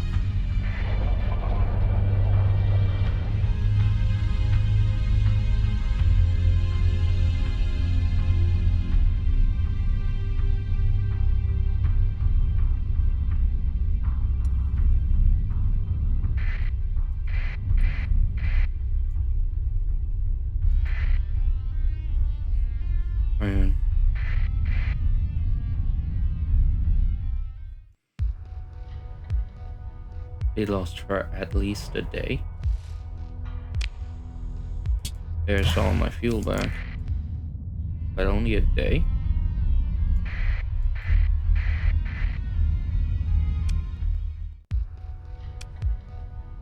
Examine power contents.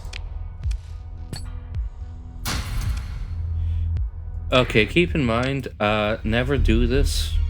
I almost messed up pretty badly, but you'll want to put these things in stable orbits, even if you're only gonna be gone for a small bit, because otherwise you can easily lose them.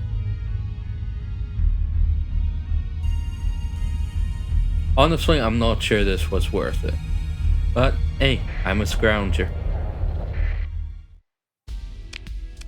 sell off all the extra metal. Should have kept a higher. Oh, so that's why I got so much more money. Because there's a deficit here. Means I can't buy it back though. Solid work. I'll get my technicians working on this right away. In the meantime, this will cover your expenses. Hopefully with a good amount left over. Favorable. I'll send you the stabilization algorithm when the core works it up. Once you have it, it should be a simple matter of running it using your fleet's drive field as a means of interacting with the jump point. However, there's still the matter of the miners guarding both jump points out of the system, and you've said their forces are significant? Well, it's all relatively. Our security detachment could handle them easily, but as I've mentioned, it's tied down defending Ansira. Your fleet, on the other hand, you might be able to handle them with some stellar piloting and a bit of luck, but it's best not to take such chances.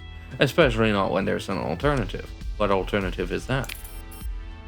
There's a ship graveyard around Tetra. Ships that were deemed not worth the effort to restore, awaiting bulk transit to one of the shipbreaking facilities elsewhere. Now though, they'll serve our needs. Go there and recover all the ships you can, and break the ones you can't for supplies. Make sure to bring enough crew to operate the recovered ships, perhaps an extra 100 or so. You'll need to transport them somehow too. Here, take this Mud Skipper transport. Consider it part of your reward. Acquired ISS Redshift, Mud Skipper class civilian transport. Stabilize the jump points. Recover at least 2 ships at Tetra. Thank you. I'll return with the ships. You cut the comm link after exchanging a few pleasantries. Repair the ships. I could buy these. I'm gonna buy these. It's probably a bad idea, but I can't help but want to learn every blueprint I can. Yeah, I can afford it, though only just. Confirm. Acquired hull mod. Acquired hull mod. And of course, crew. Now, you don't want to always max out your various meters, because if you max... Well, obviously, you'll never want cargo maxed out, because then how are you gonna grab stuff? But you generally also don't want to max out your people or fuel gauges, because then how are you gonna pick up more stuff? Alright, let's go see what there is to find.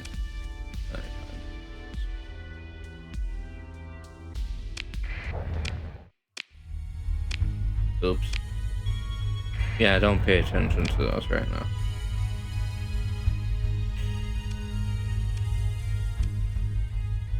I could go ahead and scavenge these debris fields now, but let's go ahead and grab more ships first. If for no other reason than to have more cargo space to hold it all. Slow to skip past the asteroid belt. You have full survey data to planet, and the jump points are muted on edge. Your fleet approaches Tetra. You have full survey data for this planet. This system is cut off from hyperspace and the jump points are unstable. The crew and even officers are muted on edge. You judge it unlikely that any amount of hazard pay could overcome the near superstitious fears spacers have of being stranded in a system like this. Establishing a colony here is not an option. The ruins on the surface of Tetra have been stripped of anything easily accessible, and further exploitation requires a permanent presence. Establishing a colony is mid to late game stuff anyway. Just in case though, get an active sensor burst to make sure I'm not missing anything. Alright, let's start salvaging. Your fleet approaches a derelict ship, a derelict Kite-class shuttle drifting through space. It is showing signs of damage, though determining whether it's recoverable or not will require closer examination. Salvage crews boarding the wreck discovered that many essential systems are undamaged and the ship could be restored to basic functionality. If not recovered, the ship will be scuttled and any fitted weapons and fighter LPCs will be retrieved. Consider ship recovery.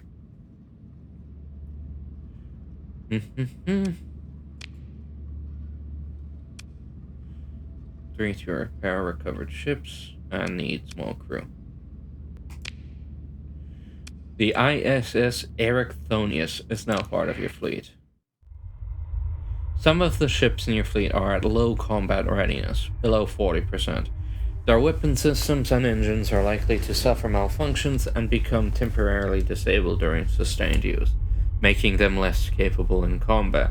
It's recommended that you let these ships recover before using them in combat. Ships regain combat readiness over time, and friendly stations offer a quick way to do so and effect repairs, as well as hire on additional crew if needed. You can check the combat readiness levels of your ships in the fleet screen. Next ship. It is battered. See, this ship is not in good enough shape to salvage normally. But if I'm willing to spend a story point, consider whether special measures might be taken to recover the ship. Sometime later, you hear back from your chief engineer, who mumbles about being a miracle worker to someone off-screen before noticing you've picked up the call. Commander, looks like we might be able to pull this off, though I'll say you're not going to find what I'm going to do in any manual, and it wouldn't pass any inspection, but then again we're not in the hegemony fleet. It'll fly though. Erratic fuel injector, compromised hull, faulty power grid. Take a look. Difficult recovery, requires story points. Generally speaking, you don't want to spend story points to recover a ship unless you're desperate or it's something really special. There are certain ships that are worth this effort, but dinky ships like this are generally not and are better off salvaged. Take off.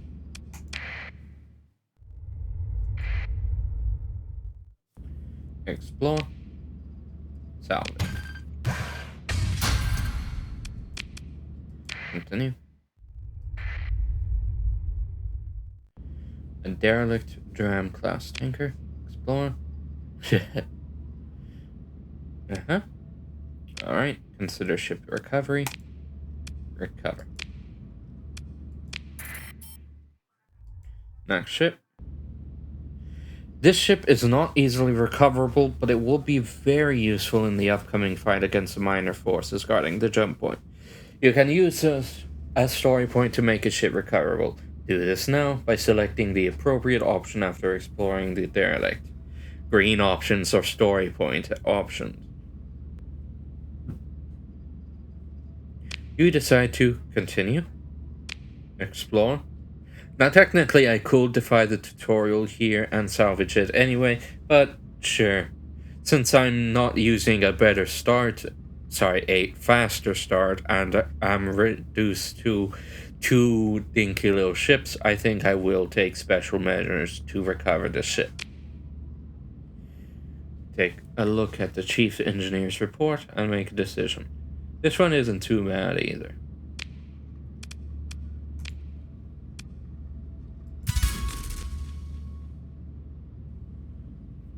And using story points also gives you bonus experience. Now, I'm not exactly sure how they work, but basically bonus experience, if I remember correctly, stacks on top of normal experience. Like, this isn't experience you receive right away, but as you do actions that gain you normal experience, some bonus experience is added onto it until you run out of bonus experience. Basically, when you use a story point, it lets you gain the next one and by extension, your next level, until you reach cap, of course, a bit quicker.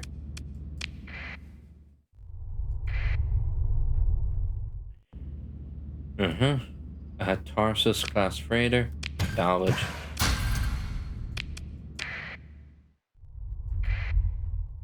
Explore.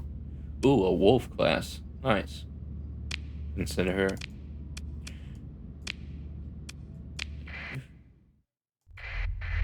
Another kite class.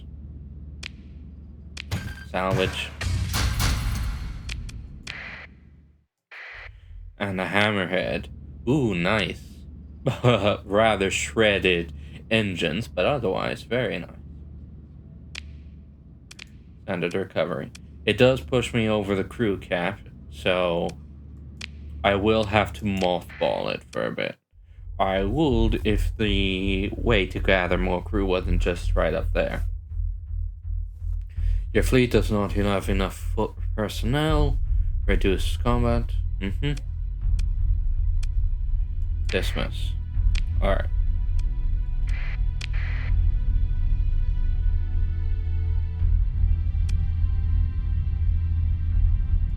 Sustained burn.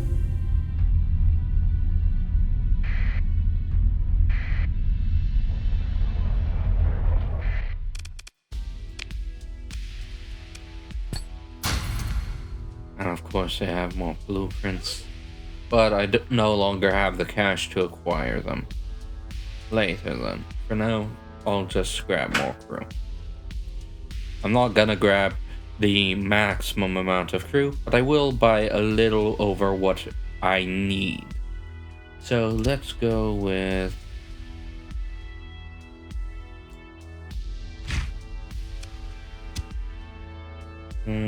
40 more? 5 more.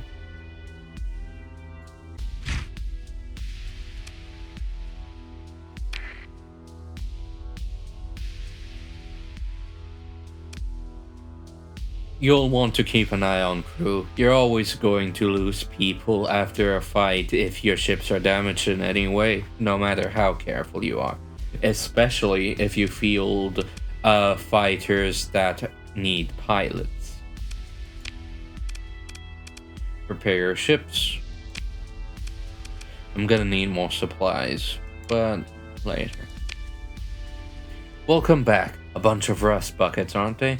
But put some weapons on them, get a proper refit done, and with a dedicated crew, they'll do alright. It's no worse than what the pirates have got, at any rate.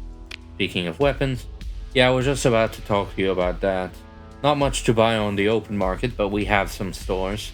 I've already ordered local storage space to be assigned to you, and some suitable weapons transferred there, along with enough supplies to speedily bring the new ships back to full combat readiness.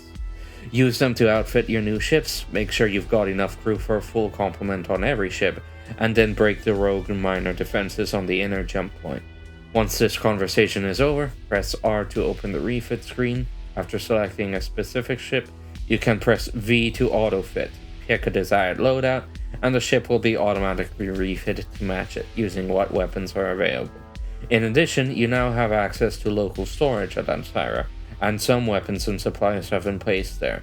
To access it, click on the storage button in the trade screen. I take it you've got the stabilization or algorithm then? Correct. These cores seem like they can work miracles sometimes. Let me transmit the results. Good luck to you. If you fail, well, we'll have to send the security force to the job, and then it will get very messy. It's good to know you're already working on a plan B. Come now, it's not so grim. I have every expectation you'll succeed, or I wouldn't send you. But it's my responsibility as commander to plan for every eventuality, and not rely on miraculous savior. Now about those miners. The two fleets guarding the jump point will aid each other if you engage one when the other is nearby. So it'll be an easier fight if you manage to separate them first. If you can't, it should still be a fight you can win though. Copy that. I'll be back here when the job's done. Alright. Let's see here. Storage. Yep.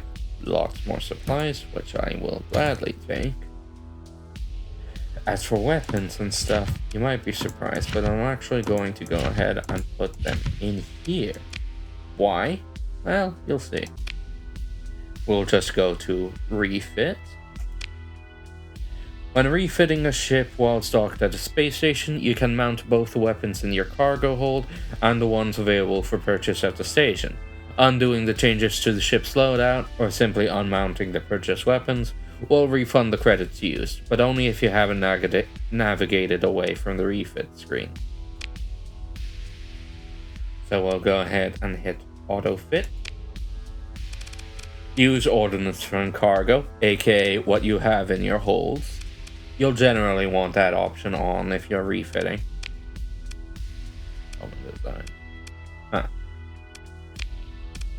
Use ordnance from storage. If you've purchased the rights to use storage on a planet, or are using an abandoned station, or it's one of your colonies, you'll generally want this option on. Buy ordnance from market.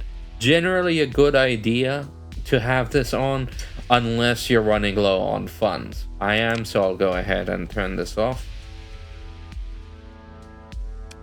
Allow black market purchases. You'll want to turn this off unless you're really looking to buy stuff from the black market. Otherwise, it's free suspicion that you'll gain on without really realizing. Upgrade weapons using extra OP. You'll want that on. Or at least I believe you'll want that on. Basically, if there are better weapons on the tip than what the template demands, it'll automatically use them. Strip before auto-fitting basically means it'll take everything off and then build it properly. If you don't take everything off, it'll just build what it can with the points it has available, which is not much. Always add reinforced bulkheads, a special hull mod that basically means that if a ship is a bit sturdier and if it's destroyed in battle, you can more often than not recover it after battle. Something to consider. Always add blast doors, increases hull integrity and greatly reduces crew losses. Something to consider, though not as essential. And randomized weapons and hull mods. This is a wildcard option. You might want to pick it if you have a great variety of weapons and no real goal on how to use them properly, but it's safe to leave it off. I'll go ahead and add these on. Select the template, confirm. And there we go. It also adds capacitors and vents. Capacitors increase flux capacity, vents increase how fast you can vent flux.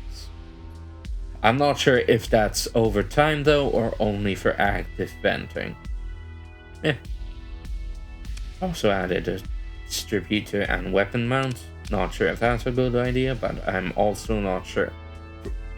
Not sure if that's a good idea, but I'm also sure that I'm not going to care about it. And this is my flagship, so there's my officer. As in me. If I had more officers, I could assign them here. Auto fit. Everything looks good. Hit 2. Confirm. And ordnance points is basically how much you can alter a ship as it is. Weapons take it up. Hull mods take it up. If you build in a hull mod, it basically causes the ordnance points that were used for that mod to be removed, so a hull mod can be added for free in exchange for a story point. But some hull mods have penalties for adding it in as a story point. For example, here, one of the mods I bought, S-mod penalty, increases the post-reload cooldown to 10 seconds. While, yes, putting this on the hull would allow me to use its effects and building it in would allow me to use its effects for free, it would still give me a penalty.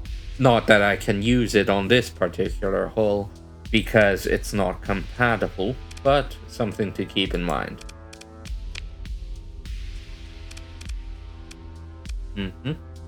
All set. Auto fit. Standard. This isn't strictly a combat ship, but I'll be darned if I don't use it. One of the ships I use. This is a D-mod. D-mods are basically random, harmful mods. Typically, from ships you salvage. They can be erased for extreme cost. See this? That's what restoring is. Only used for the rarest ships. Though luckily, as you saw earlier, there is a character skill way off in the industry tab, I believe, that lets you randomly repair one of these for free in your entire fleet every month. Generally speaking, these won't hurt you too much, but generally makes your fleet more unwieldy to use, either logistically or in combat. They're still perfectly fine to use though, and I think I'm going to set this up as an interceptor. There was something else I was going to say, but I forgot. Really need to get better at that. You could also run simulations on the ships if you wanted to see how they piloted yourself, but I will not do that. Because I can't pilot worth a single damn. Auto fit. Let's go for... I believe attack means the ship will be more attacking, striking would mean it would rely on its fighters more, and support would mean solely fighters, so strike will be a sort of middle option. Well, frigate, let's see. Let's see. I think overdriven or assault. I'll go for assault. And of course the hammerhead. Let's go for a balanced build. Structural damage. Alright, we're done refitting, I do believe.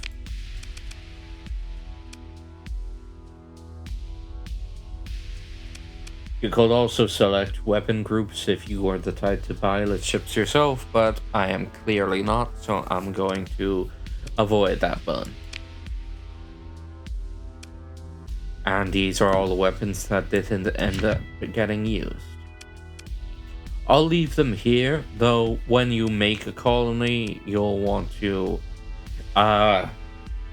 store your weapons and stuff there.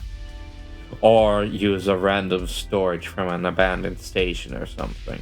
Because you do have to pay fees for everything you leave in storage. Not to mention that on other planets you'll have to pay to access storage in the first place. That should be everything. Alright, quick save.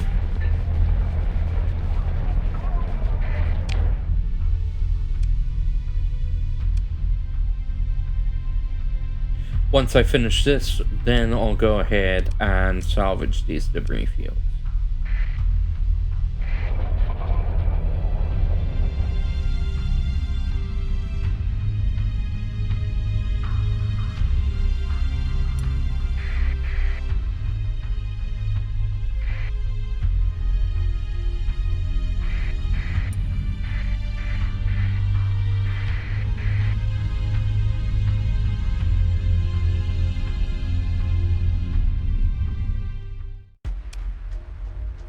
The pirate ship is attempting to disengage. It's aware of your identity due to your fleet's transponder being turned on. Maneuver to force pitched battle, carry their retreat, pursue them, open a convoy. If a spacer steals food to feed her family, her comrades, they call it piracy. If that makes me a pirate, then I'd rather be a pirate than some poor tool saluting the Phoenix. Haha, sure. Pursue them. Order your second in command to handle it. Offers no risk to your ships, but likely less effective than commanding the pursuit yourself.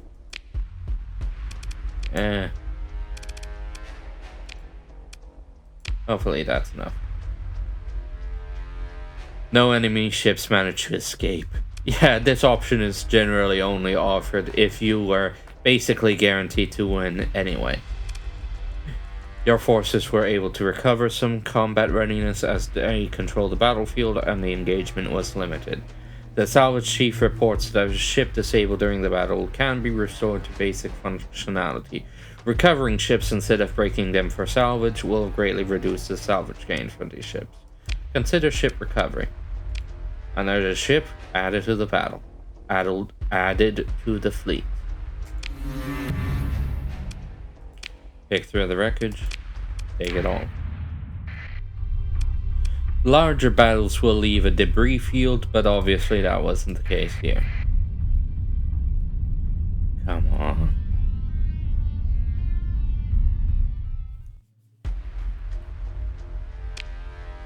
You just a bruiser come to do the hegemon's dirty work? Get it over with. Then stop running away. Order your second command. Let's use the same ships. No enemy ships managed to escape. Difficult recovery. Needless to say, a difficult recovery is not worth a small shuttle. Pick through the wreckage. Grab everything.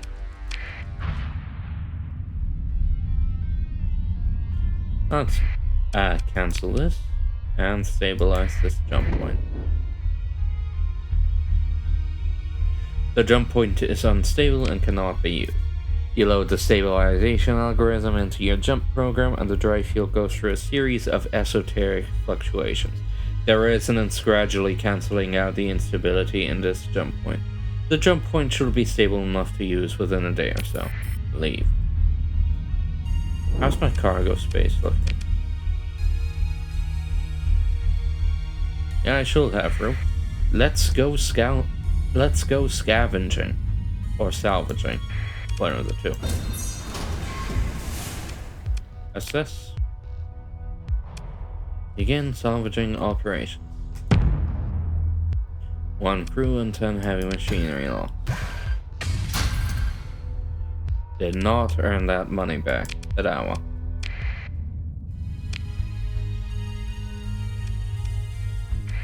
Let's go salvage this debris field as well. This otherwise unremarkable point in the surrounding vast emptiness is a local minimum in the star system's hyperwave field. The relative lack of interference makes it uniquely suited for the placement of hyperwave tech using structures. If you're settling your own system, you can take a lot of damage by interacting with the system star itself to try to make new stable locations, but you'll need some special materials for that.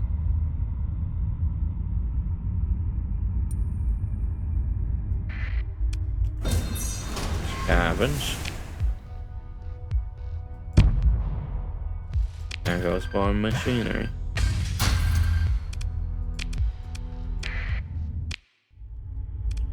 Alright, back to Ensire. See, 108 bonus experience, yes. And maneuver around the star so that my captain doesn't deal unnecessary damage like a fool. Open the comm directory. Well done. Station Commander Olympus seems a bit giddy with excitement. We actually did it. You just never know with these things. It's such a relief not to be cooped up in this system anymore. Here's your reward, well earned and with my gratitude. In addition, I've set you up with a monthly stipend from the Galatea Academy in recognition of services rendered. It should run for 3 full cycles. Frankly, they don't have much room to complain right now. They didn't even have to lean on them too hard to get this sorted out. Gain 10,000 credits. Relationship with the hegemony improved by 5. Relationship with the commander here, or citizen, improved by 10. Personal relationships don't matter all that much, at least from what I've seen so far, but faction reputation is always something to increase. At least if the faction in question likes to play fair. Now I expect the authorities at the headquarters on Jungala in the Corvus system will like to hear about the recent events. Would you deliver a report for me? Ask to speak with Station Commander Osman when you get there. Oh, and make sure to take enough fuel to make the trip. Flying in system as you have been doesn't use fuel, so it's easy to forget that flying in hyperspace does. It's not too far, but with your current fleet you'll need at least 70 units to get there. If you do manage to run out of fuel somehow and get stuck in an uninhabited system, and that'd be a real fit on the Galatea Corvus route, let me tell you, you can always issue a distress call and wait for help to arrive. Gained ability, distress call. I'm also declaring a bounty on the remaining rogue minor fleets here. If you like, you can stick around here and help mop up before going to Corvus. Okay, I'll consider my option.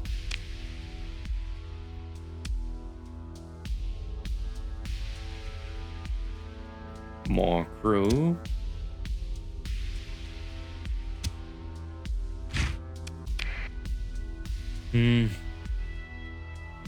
I don't like to spend money unless I at least have more than 10,000. Sometimes needs must, of course, but something to avoid. That's it as long as I'm over 10,000.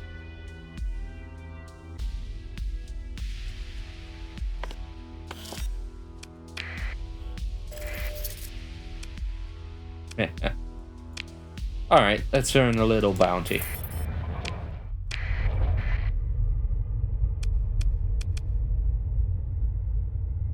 Oh wait, since this system is now connected,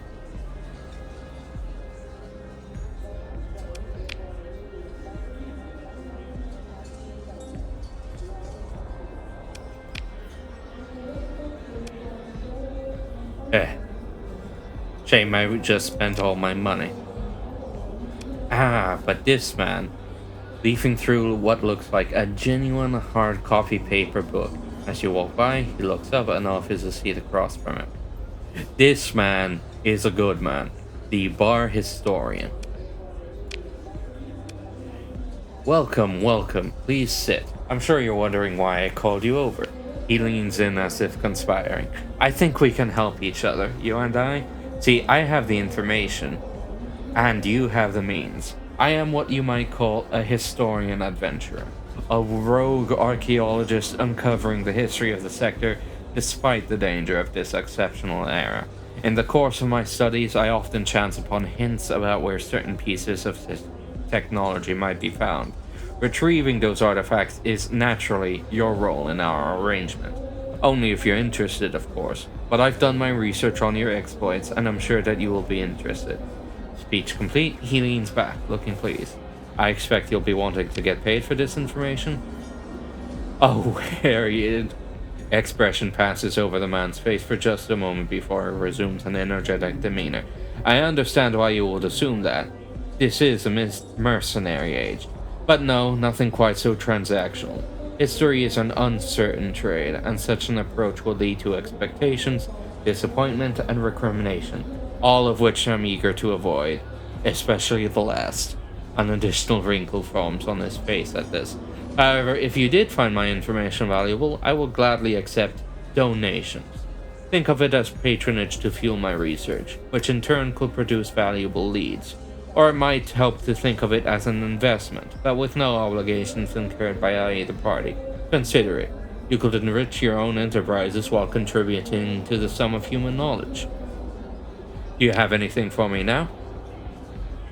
The historian tells you about. The historian will tell you about a special thing, which you can pay a story point for, or something interesting but not of immediate import.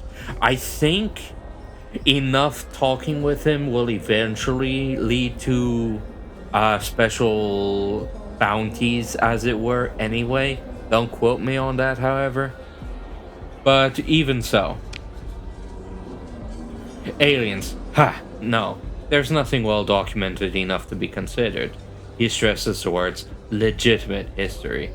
Yes, yes, if you want to experience Xenolife, visit Jangala and take your pills and quarantine shower. But that's simply not what is meant, is it? We want there to be someone else out there like us. Someone to talk to, someone to tell us we're not alone, someone to give us answers, someone who cares. Perhaps we're looking in the wrong place, or thinking in the wrong way. He dismisses the thought with a shake of his head. But this grows into speculation. Not my trade. John Tremblay. You thank him for his exploring information and get up to leave. See you again soon somewhere. In my line of work, even I don't know for sure where I'll end up in a couple of months. Basically, what you'll find in a bar refreshes every month or so, if I'm not mistaken. And once in a while, when you check in a bar, there's a chance he might be there. You'll want to find him if he is.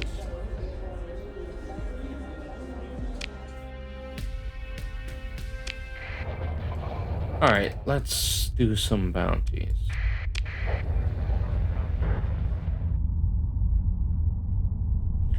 There should be a fleet around here.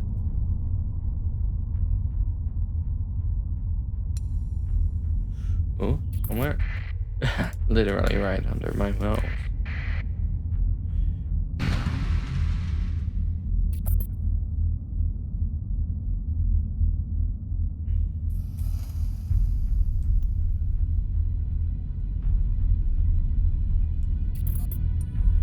Gosh dang it. Yeah, there's a lot of circling going on, and you'll want to strategically slow down a bunch. Move into engage. Continue. Let's see, how many ships was there again? Just deploy these 3 ships. Yeah, better 4, just to cover my bases. Autopilot. But we're gonna follow this ship.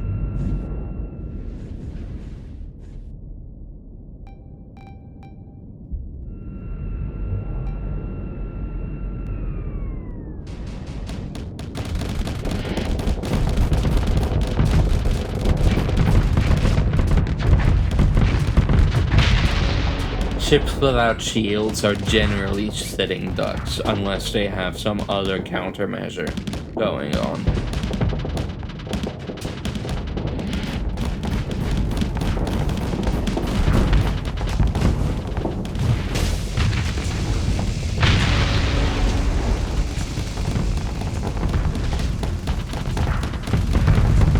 I wouldn't be surprised if that ship starts running away.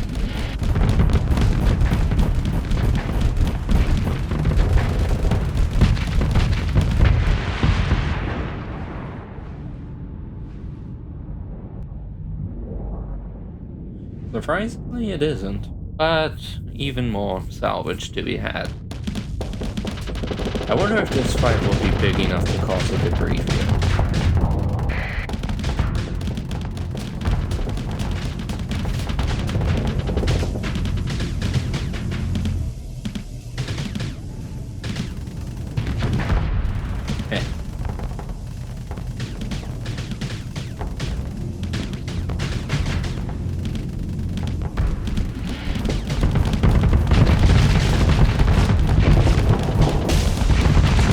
And there they go.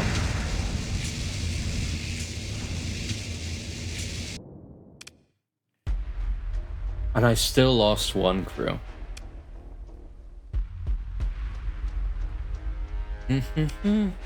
I see. Let's see what ships I can recover. Standard recovery. I'm going to keep recovering ships up until my fleet limit, which I believe is 30 ships, and just salvage what I can. Shame though, this was the best ship there, but oh well, what can you do? Pick through the wreckage, grab everything. No salvage field, as I thought. Ooh, this one decided to join that one. And they're moving to disengage, so moving to engage, continue. This one, shame, I wish I did have time to recover more, but I will go ahead and deploy everything. You'll notice that hitting all didn't send everyone in. It leaves out the ships that it considers either not ready or civilian ships. I could, however, hit the button and it'll deploy them anyway, but I'm not going to do that because I don't believe it's necessary. Strangely, it wants to deploy this ship. It must have decent weapons for it to want to deploy it in such a damaged state. But let's deploy everyone here. You. And follow the hammerhead. Show video. This should turn out fine.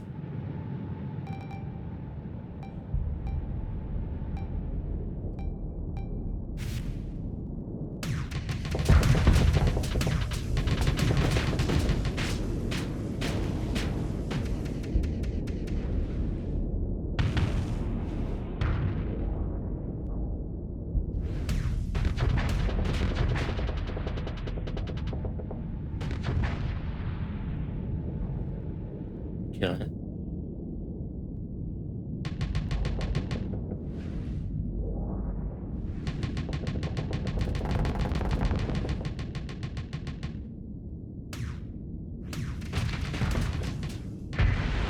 Yeah, that goes.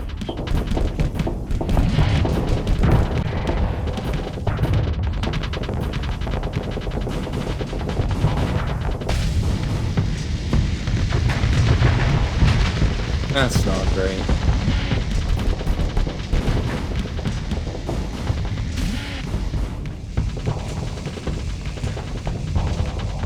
Not untenable, but not great.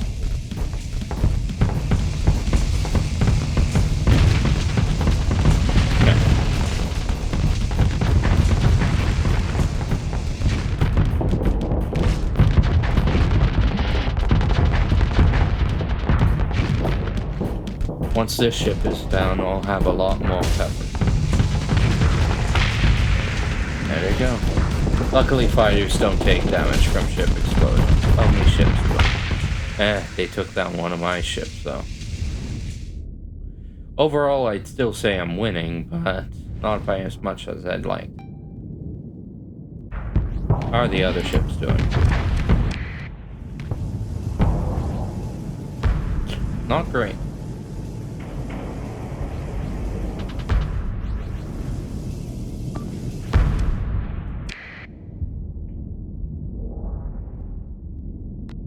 It looks like they're dividing and conquering me.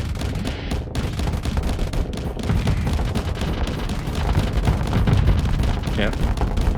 But I didn't want to do this. It might be better to send everyone in anyway. Proceed with the deployment.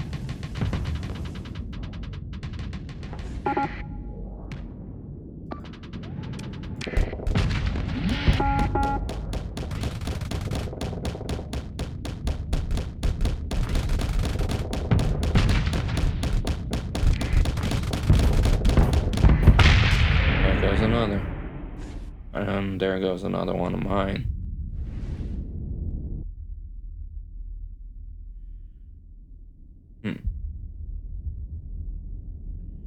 There should be... There. That's the ship that I'm scared of.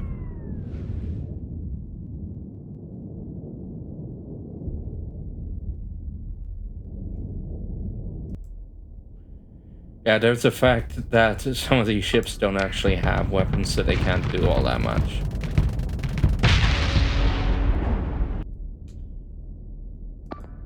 Should have kept that in mind earlier. But at least I'll take them down.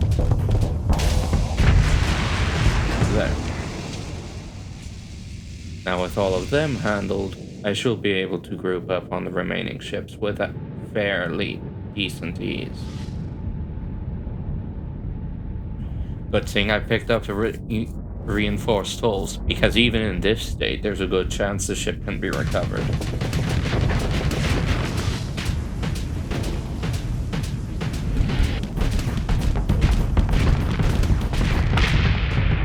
There goes them. Hammerhead v Hammerhead, with support right aside.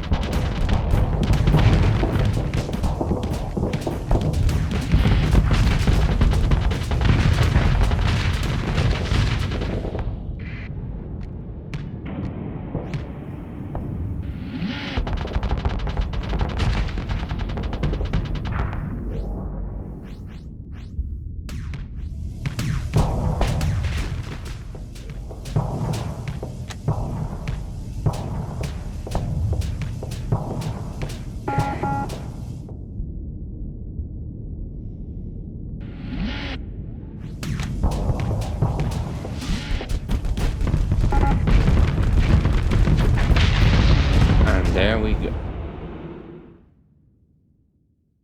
Took more losses than I'd like, but what can you do?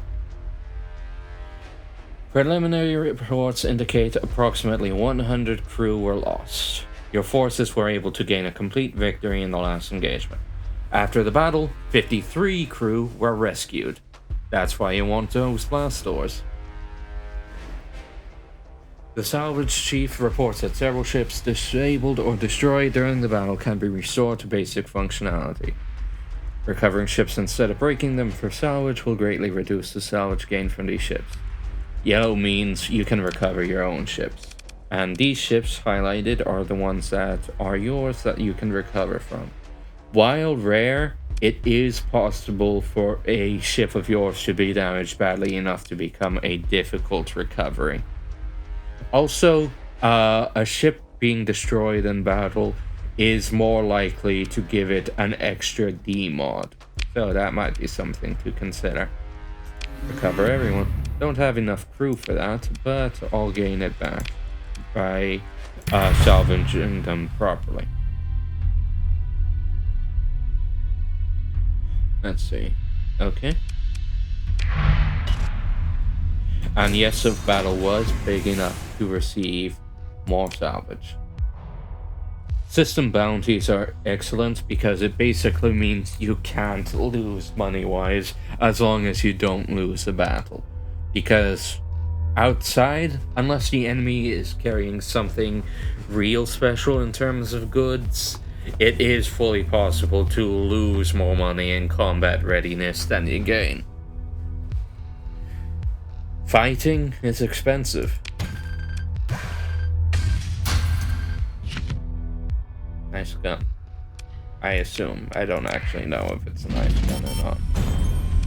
Monthly income. Very nice. You gain income or lose income at the end of each month. You start with a bounty. You start with a commission from the Galatea Academy, which is the sort of neutral faction. Though you can also sign up for a commission with any one of the major factions, which essentially allows you to become a sort of mercenary captain unofficially attached to their army. In exchange for that, though, you have if they go to war with a different faction, and they will be doing that quite a lot, that faction will hate you too. So if you're in a commission with a major faction, it's borderline inevitable that you will become unfriendly with everyone else. Being an independent means you have to rely on yourself for financial security, yes, but it also means that you can wheel and deal, so to speak, with everyone and keep your options open. Though some story events can only happen if you're under a commission from someone.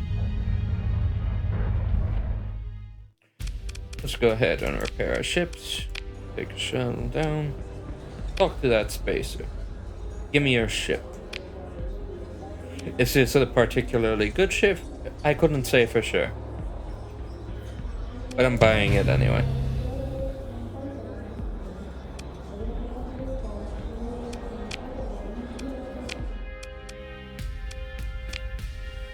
Alright. Store it. Sell this. Oh, it's a shame. I am gonna put everything here. Control clicking is your best friend. Also need a lot more crew. And let's buy more crew. Let's see.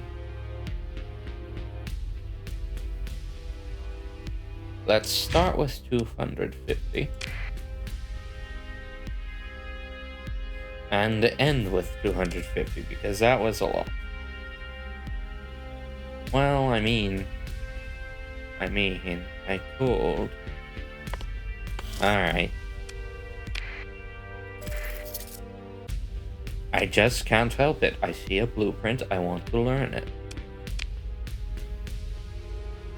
Oh, and some and some modifications actually get an increased bonus from installing it. Very neat. But of course, you can only build in so many S mods. So whether or not you'll want to spend a story point on it, well, might not be worth it all the time. Okay, first, leave. Yeah, I made the classic blunder. You want to make sure your ships are fully crewed before restoring them. So I spent more supplies than I needed to.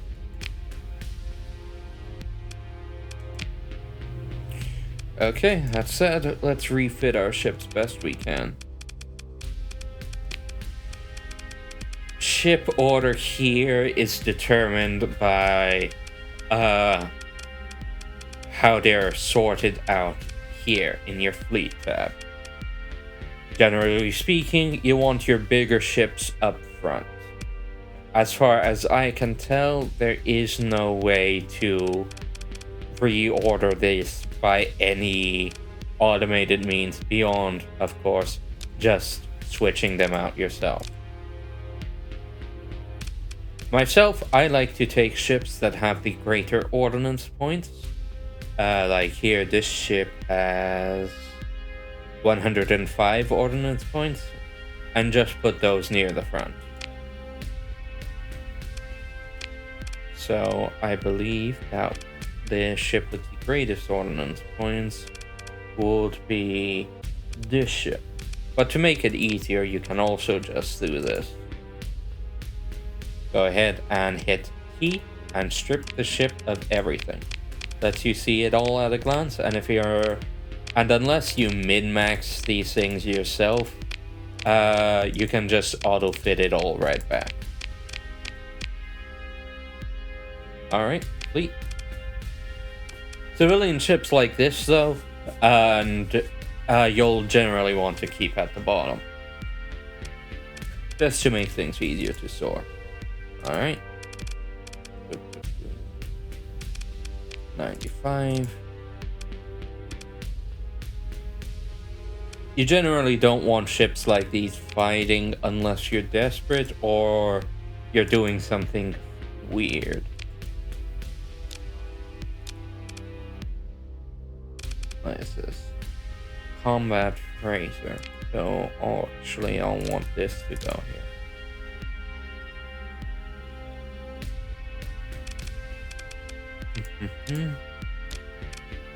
Note that not having as many ordnance points does not necessarily mean a worse ship, nor does having more... Sorry. Note that having more ordnance points doesn't necessarily make a better ship, nor does less make it a worse one.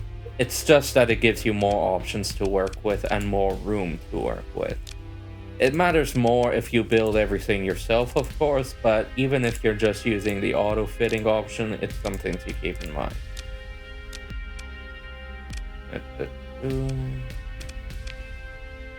Ready. 5. It's a civilian ship after all.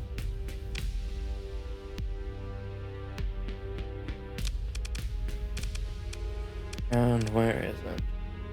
Yep, this is just a transport, so that goes down there. Anything else? No, everything here should be at the very least a combat freighter. Alright, now let's go ahead and refit everything. Oh, and I'll assign my captain as the captain of this ship. If you don't use your captain, then you don't really need... then it doesn't really matter where you put him. But if he has skills, he can still use those skills even as an autopilot. So maybe it does matter. Current variant assault. Well then, use that. Strange. There we go.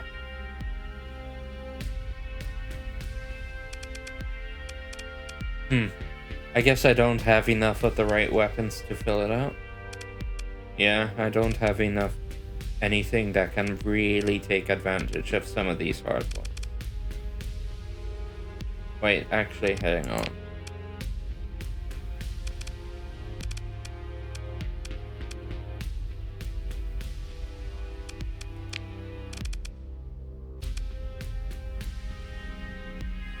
Oh, I get it. Common designs, none. Alright, randomize. Let's see what that does.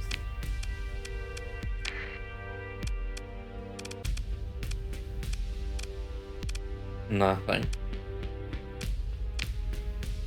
Does this really have nothing?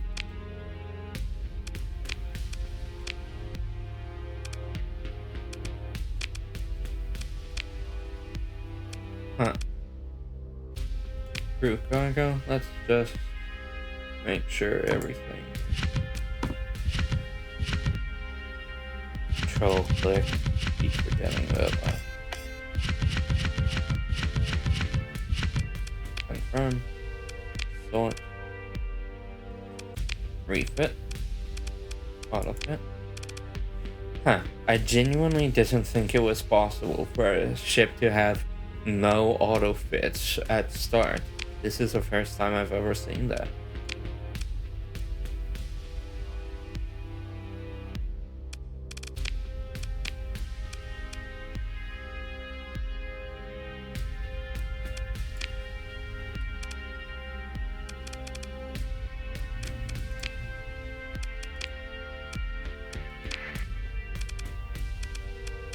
And just... auto-fitting doesn't want me to put in any actual weapons, just whole mods.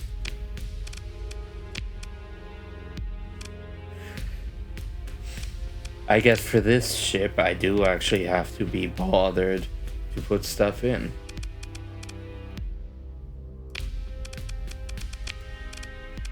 Okay, let's see.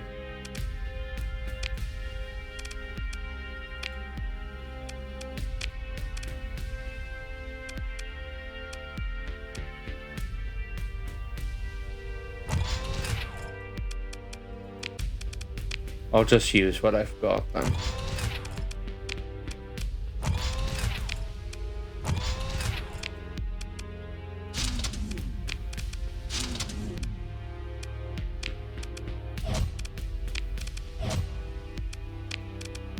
Are these the best weapons for these slots? Heck if I know. And I could assign weapon groups, but that only matters if you're piloting the ship yourself. Auto fits. And we'll make a current variant. Alright.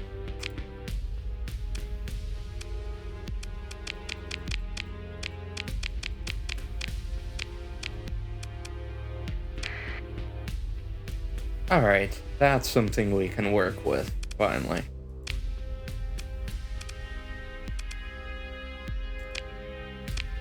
We'll leave that off for now.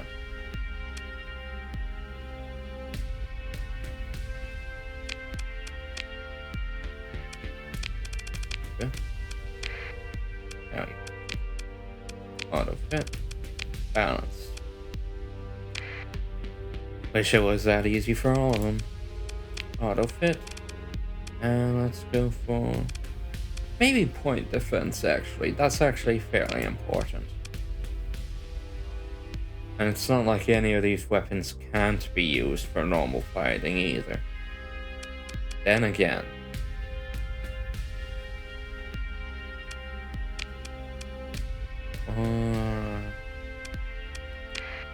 Assault it is. Standard. EMP hardened, standard, overdrive. I'll take standard.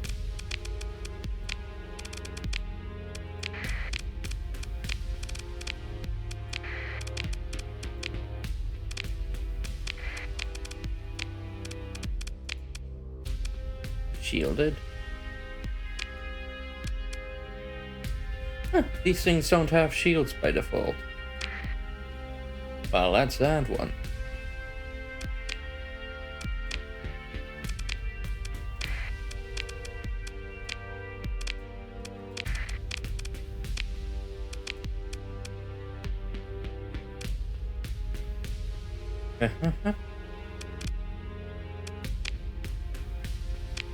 Not enough suitable weapons? Well then, add what I got. Starsector.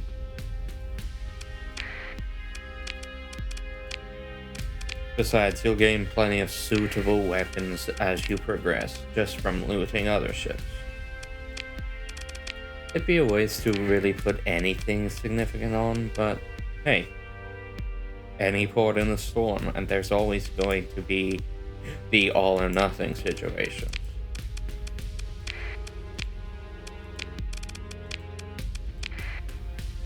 Alright. That should be all set.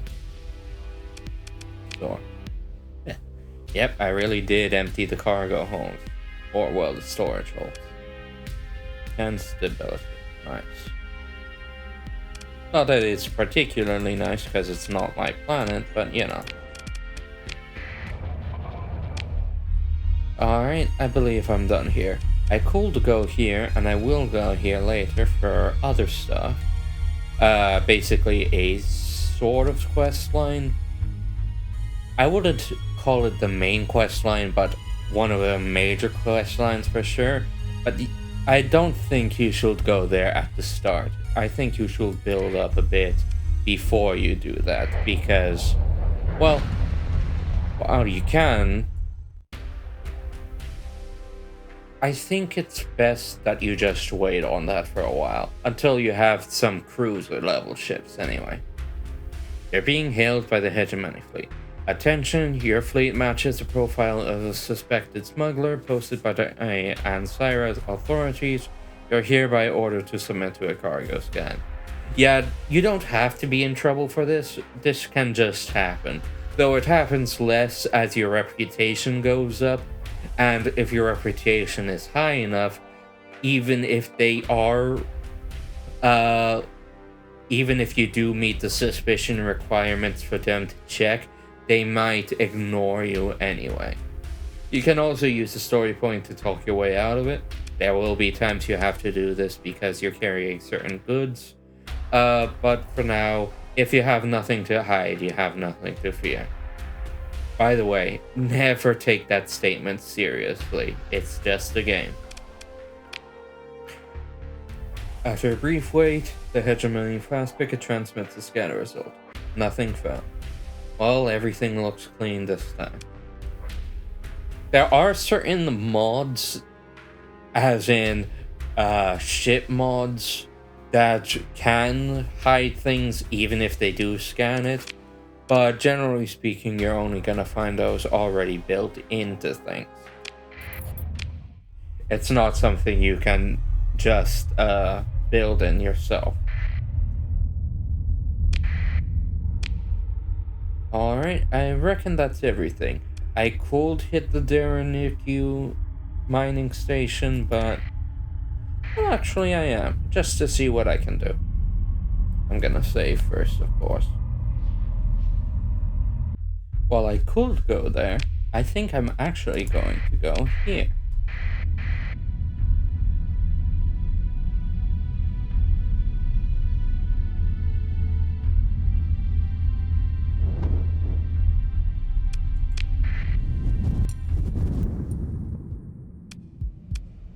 Your fleet has entered hyperspace. Ships traveling in hyperspace use fuel in proportion to the distance traveled. Fleets that run out of fuel drift towards the nearest star system and may become stranded there. Try not to let that happen.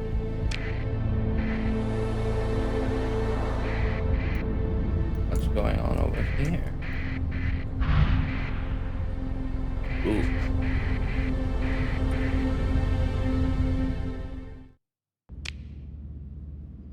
Always worth sticking around fights. As long as neither party is looking to get into a fight with you after, you can always scavenge their debris fields, or maybe even pick up a ship.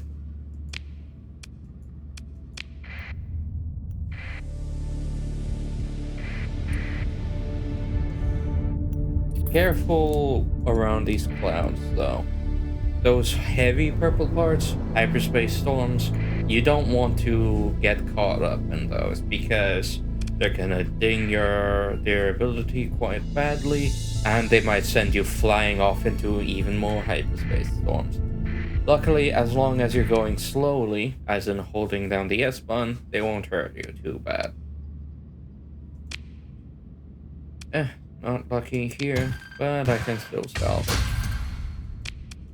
Grab it.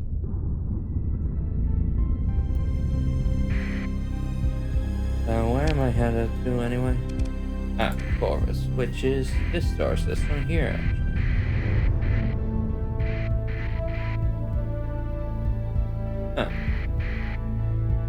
Brad Changala. I actually need this one.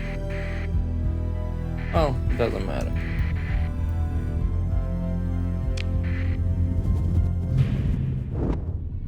There we go. Hey, what's this?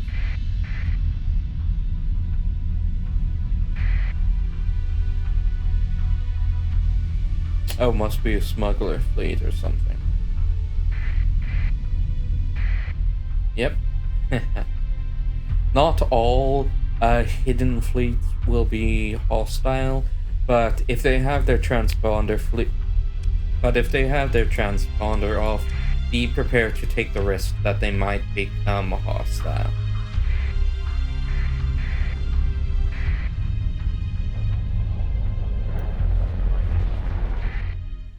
And here we go. Repair ship. Sell the metal. No, I don't have the money to spare. Open the comm directory. Station command. Your connection request is accepted after a slight delay. Yes, and you are? You have a report for me. Let's just take a look. Galatea is back on the map? That's excellent news. Says here you've had quite a hand in it. That won't be forgotten. I believe at this point you could take a commission, but I wouldn't. You can if you feel like you're going to be especially strapped for money, but, you know, taking a commission might encourage you to turtle up for a bit. Not something you want to do if you want to have fun. What do I do now? I don't have anything specific for you right now, but you've got options. There's a bounty in the system right now due to unusually high pirate activity. You've already got some experience dealing with pirates, so that could be a good way to earn some credits. And of course, you could always visit the dockside bars. Good opportunities there sometimes. You could try your hand at salvaging, load up on fuel, machinery, and supplies, and head for the outer systems. It's a good idea to pick up a mission first, so you're not running blind.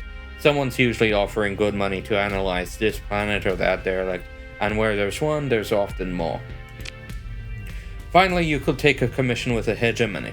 Due to the Galatea business, your standing is high enough that such a request would be accepted. You'll be expected to fight our enemies though, so it's quite a commitment. If I were you, I'd hold off on it until you've got a more solid fleet behind you. Thanks, I'll think about it. And I think we're gonna go ahead and wrap up there. I'd say this will be the end of the voiceover, but this is live commentary, so obviously that doesn't count. But this is the end of the gameplay, so thanks for watching. We're gonna go ahead and let the outro guy take over from here. I am the outro guy, by the way. Hey, it's me, the outro guy. Yes, it is in fact the same guy. It's always the same guy. It'll never be anyone other than the same guy. Another loser, just like me. Just like me? uh, enough of that nonsense. Starsector is a wonderful game with excellent 2D space combat, probably as realistic as it can be while still being fun, and I am absolutely terrible at it, and I cannot seem to learn how to get good at it. Like, I've played this game on and off for quite a while, and I just can't get good at manually controlling any ship meaningfully. Thankfully, the autopilot is capable in ways that I simply cannot be. Granted, I'm sure an actually skilled captain, aka the player, can pull off much greater victories against much more difficult foes with a single ship, but that captain is not me. I'm just a sir loser. Get it? Because it kind of sounds like sore loser. I shouldn't have explained that. Anyway, wonderful game. It has a lot of mechanics and it rewards exploration very well. And if you want to get into colonies, I feel like this is where the game really opens up. I may have said that there isn't a lot of focus on colonies, but it's still a milestone that I feel opens up the game a lot more. Though you do need a certain amount of capital to truly go exploring, to have the fuel to go to distant stars and scavenge what's left of them. That said, the game is amazing, but this is admittedly, and I said this in the intro, well, not in the intro, near the start of the gameplay, that I've never used one of the normal starts before. I've always used one of the faster starts, and boy, you can really feel it early game. Luckily, it won't take too much to build yourself up into a proper mercenary fleet, because that is what you are. You may be a warlord all in your own right, but at the end of the day, unless you're running your own faction via colonies, you are a mercenary fleet. That is the beginning and end of it, and that is where most of your income will come from, especially in the early game. Since the economy of colonies is really complex. It's complicated, but also not. What I mean by that is that the economy is suitably complicated, but how much you have to engage with it is not. Past a certain point, money is no longer an issue, and that's when you can really flex your fleet power into various story events, trying to fight a certain redacted enemy, and really go all out being a space explorer, so to speak. But that's far in the future. But one thing that I've always been sort of interested in doing is doing some kind of challenge run for this game. What that might entail, I'm not sure, since I'd have to find something either decently novel or something that someone's never done before. But that's thinking much reserved for future endeavors and not something that I could really do now, especially with my lack of skill at the game. And maybe I should consider modding it too, but that's a future discussion as well. For first looks and the like, I'll always use unmodded experiences, or aka completely vanilla. But let that be enough out of me. Thank you for watching my video. If there's anything else you'd like to see, make sure to leave a comment. But otherwise, do have a wonderful rest of your day. Carmen, sign us out. Thank you all.